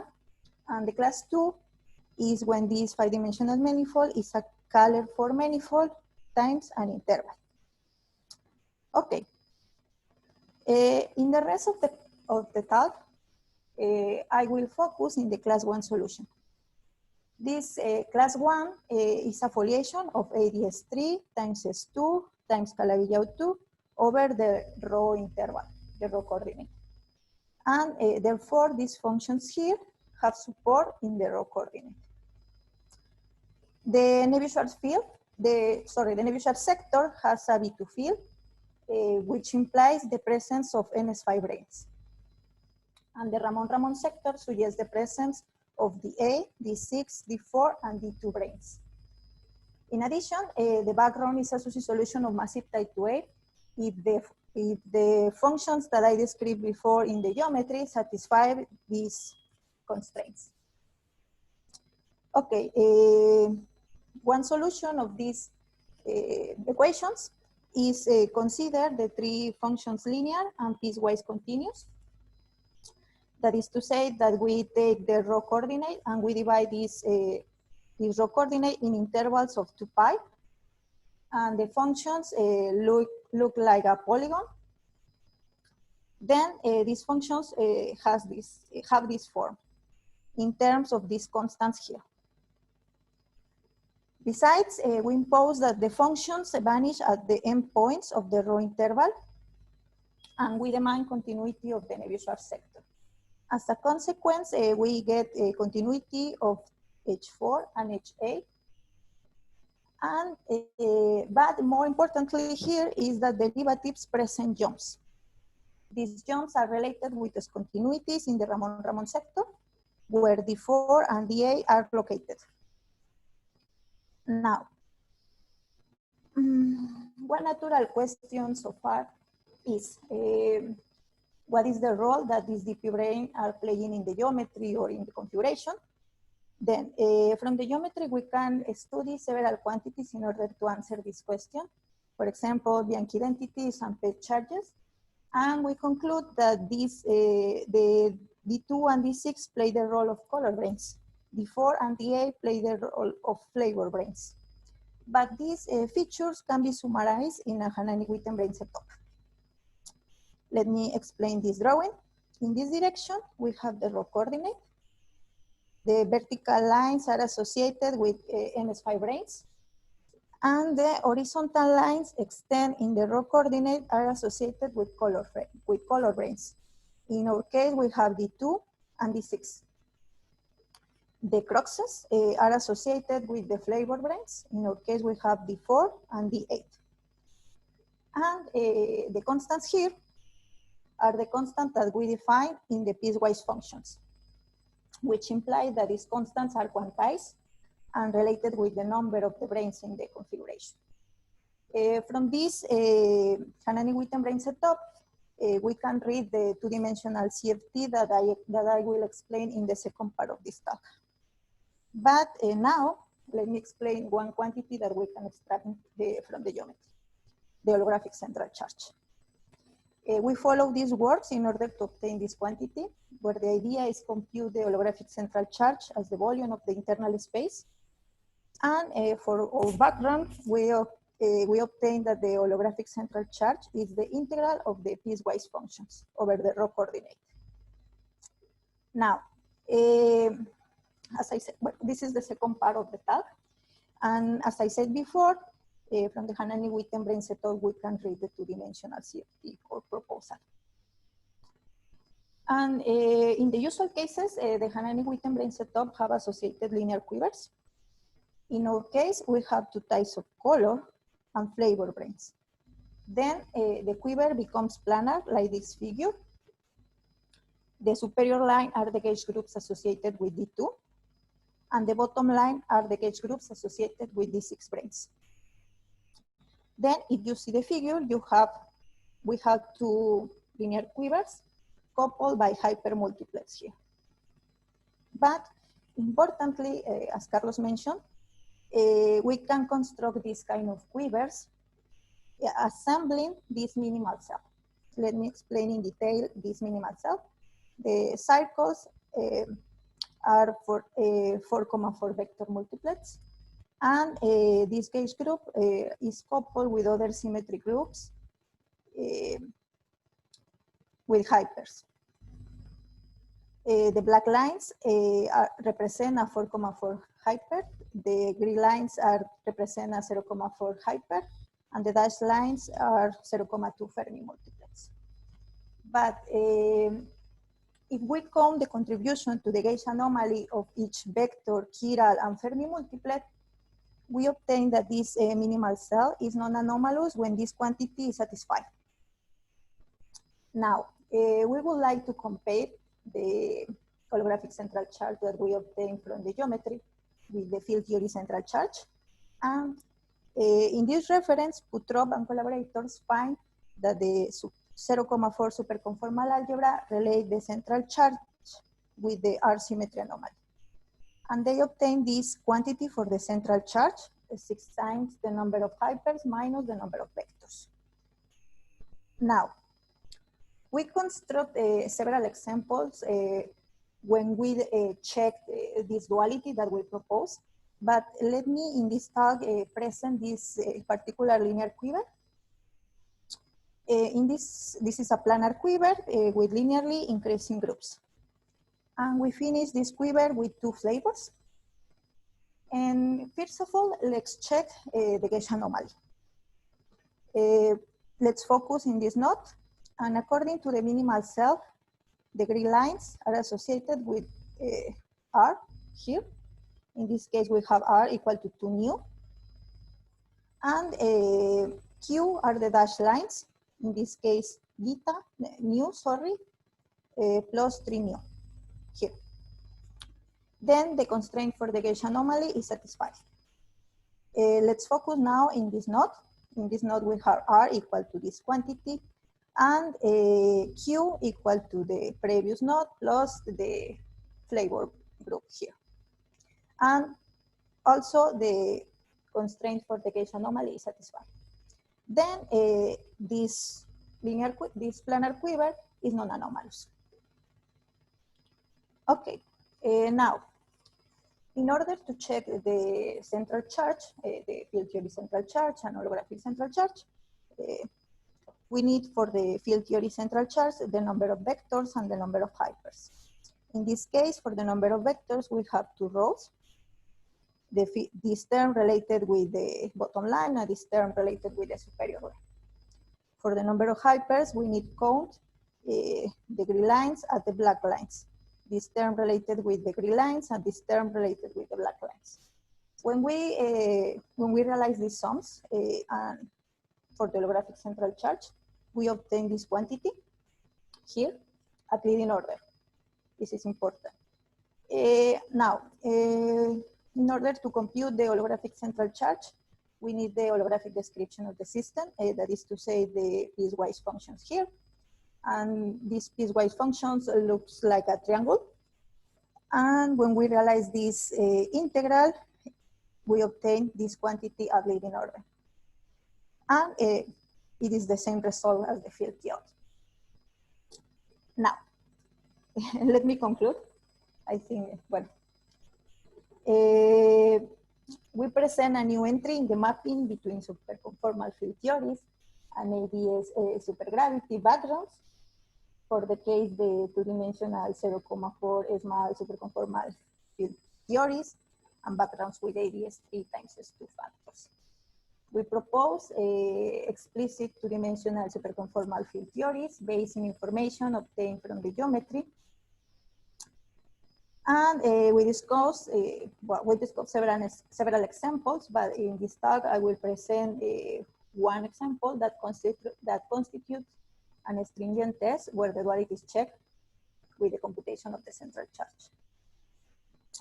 Then in the last part of the project that I didn't mention here, we establish a map between a subset of the solutions, ADS3 times S2 times Calabi-Yau 2, and the ADS7 solutions constructed previously in the literature by Tomasiello and collaborators that allows one to interpret the former as duals to defects in 6 dimensions, in 6-dimensional CFTs. And as an open problems, we don't know what is the dual CFT of the solutions in class 2. And we need more checks of the duality.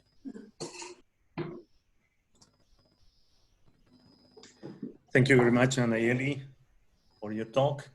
And we have plenty of time for questions. I see David Berenstein wants to ask something. Yeah. Do you also match all the global symmetries, or you haven't gotten that far yet? Sorry, I didn't listen to the question. The global symmetries, do you match all the global symmetries or just so far the n=4 algebra? I presume there's flavor symmetries, so I want to understand if you match those as well. Yes, I match the other symmetries, the R symmetry, for example, the 0,4, the gauge anomaly, yes. But are there also flavor symmetries, global flavor symmetries that you match?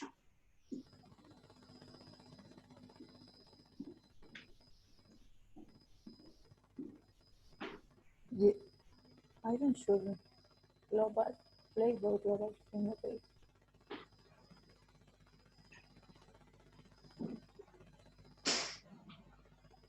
Can I make a comment? Yes, please. And actually, if you go to the quiver that you had as an example. Okay. So what David is asking is, if we see those flavor groups that we have there, the p+1 beta, p+1 alpha, and they are realized on the flavor branes that appear in the system, right? On the D4 and D8s that appear on the system. Is that what you're asking, David?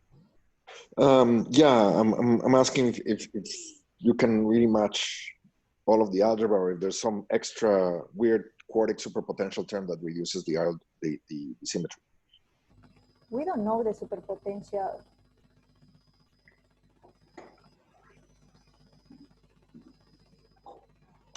Okay, thank you. So we move to the next question by Victor Giraldo. Hi, Anayeli. This is also a question perhaps for you and for Carlos. So these intervals you have, did you make any compromise? Have you taken any limit where you consider these intervals separated? I mean, could it be that these functions, these piecewise functions, come from a particular limit of some more complicated function, maybe? I know that that we can solve these equations. Well, we consider piecewise functions because we need flavors in a precise points. But I know that that if you find a particular question from these equations, you can construct these solutions. But for example, for us, we consider these linear functions because we need the flavor in these precise positions. So perhaps let me state in a different way. So these intervals, what is the distance between them in the piecewise functions? Are they very far apart or? 2 pi. The distance between the interval, 2 pi. Yeah. Yes, Okay. yes, sorry, I didn't understand the question. Yes, the distance here is 2 pi. We take 2 pi here. This is related with the large gauge transformations when we take the large gauge transformation for the V2 field. And we get that these branes have this has this distance between them. Thank you. Let's move to the next question by Daniel Flores. Okay. Hi, Nayeli. I was wondering on the geometry side of what you're doing. If, for example, you had one Calabi-Yau and you had another with Keller manifolds. So I wanted to know if that Calabi-Yau was Keller or not. That's one question. And the other is, just out of curiosity, would something happen if it were conformally Keller instead of Keller? For example, would that ruin everything, or I don't know? So one question and one curiosity. Okay, the second question, to be honest, I don't know if we consider a superconformal color, because when the second with the class 2, we don't work with this class. We construct this class because when we construct these solutions, you obtain these solutions with a thing that is called SU2 structure, and this SU2 structure allows to select the kinds of solutions that we have. In this case, we have 2. I don't know if we consider superconformal color. And the fifth question, can you repeat the fifth question, please? Is the color that you used, is that one? No, is the Calabi-Yau that you used, the CY2, is that one Keller? Yes, it's a particular color. Yes. Okay, thanks. Thank you. You're welcome. We have Leopoldo, who is going to ask. Yes, thanks. Nice talk. Thank you so much. My question is regarding, so you talk about the holographic central charge as sort of like your main check. I was wondering if you also look at other observables, like maybe a Wilson loops or a string or brains wrapping some cycles there. Yeah, so that's the question. Well, for example, I know that some students of Carlos check several quantities, but I don't know if we check, we are,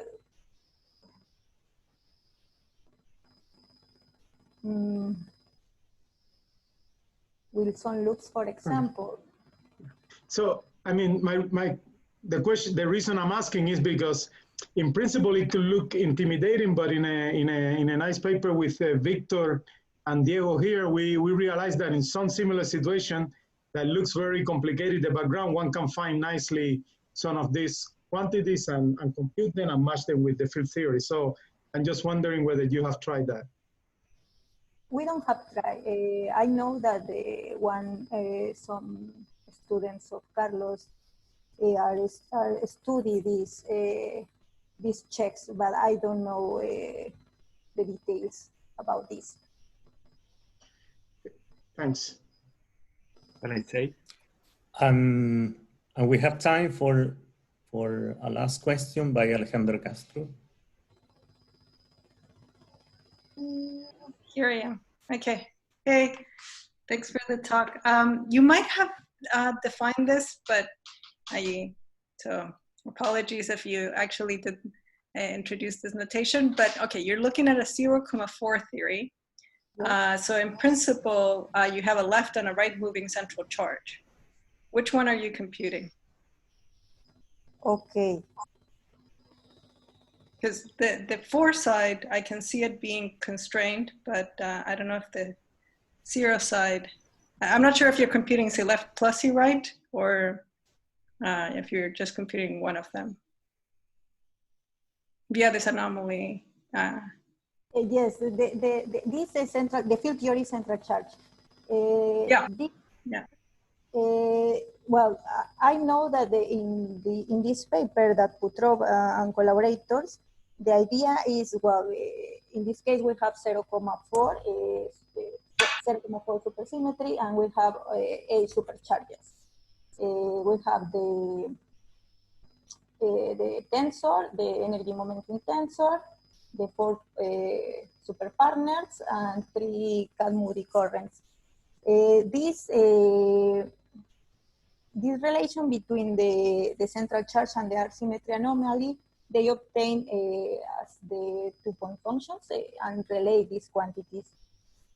But I don't remember the right of the left.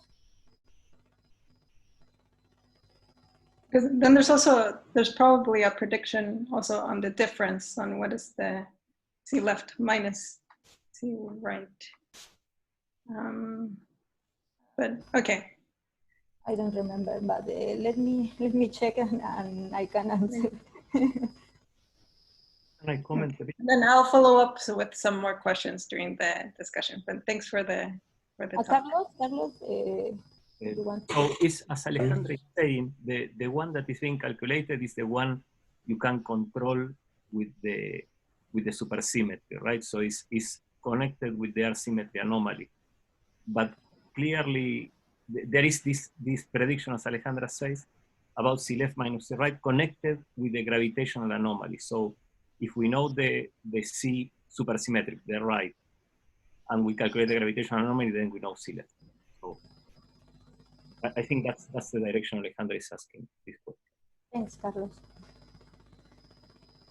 So we thank the speaker and the interaction with the audience, and according to the schedule, we should reconvene at 1:35.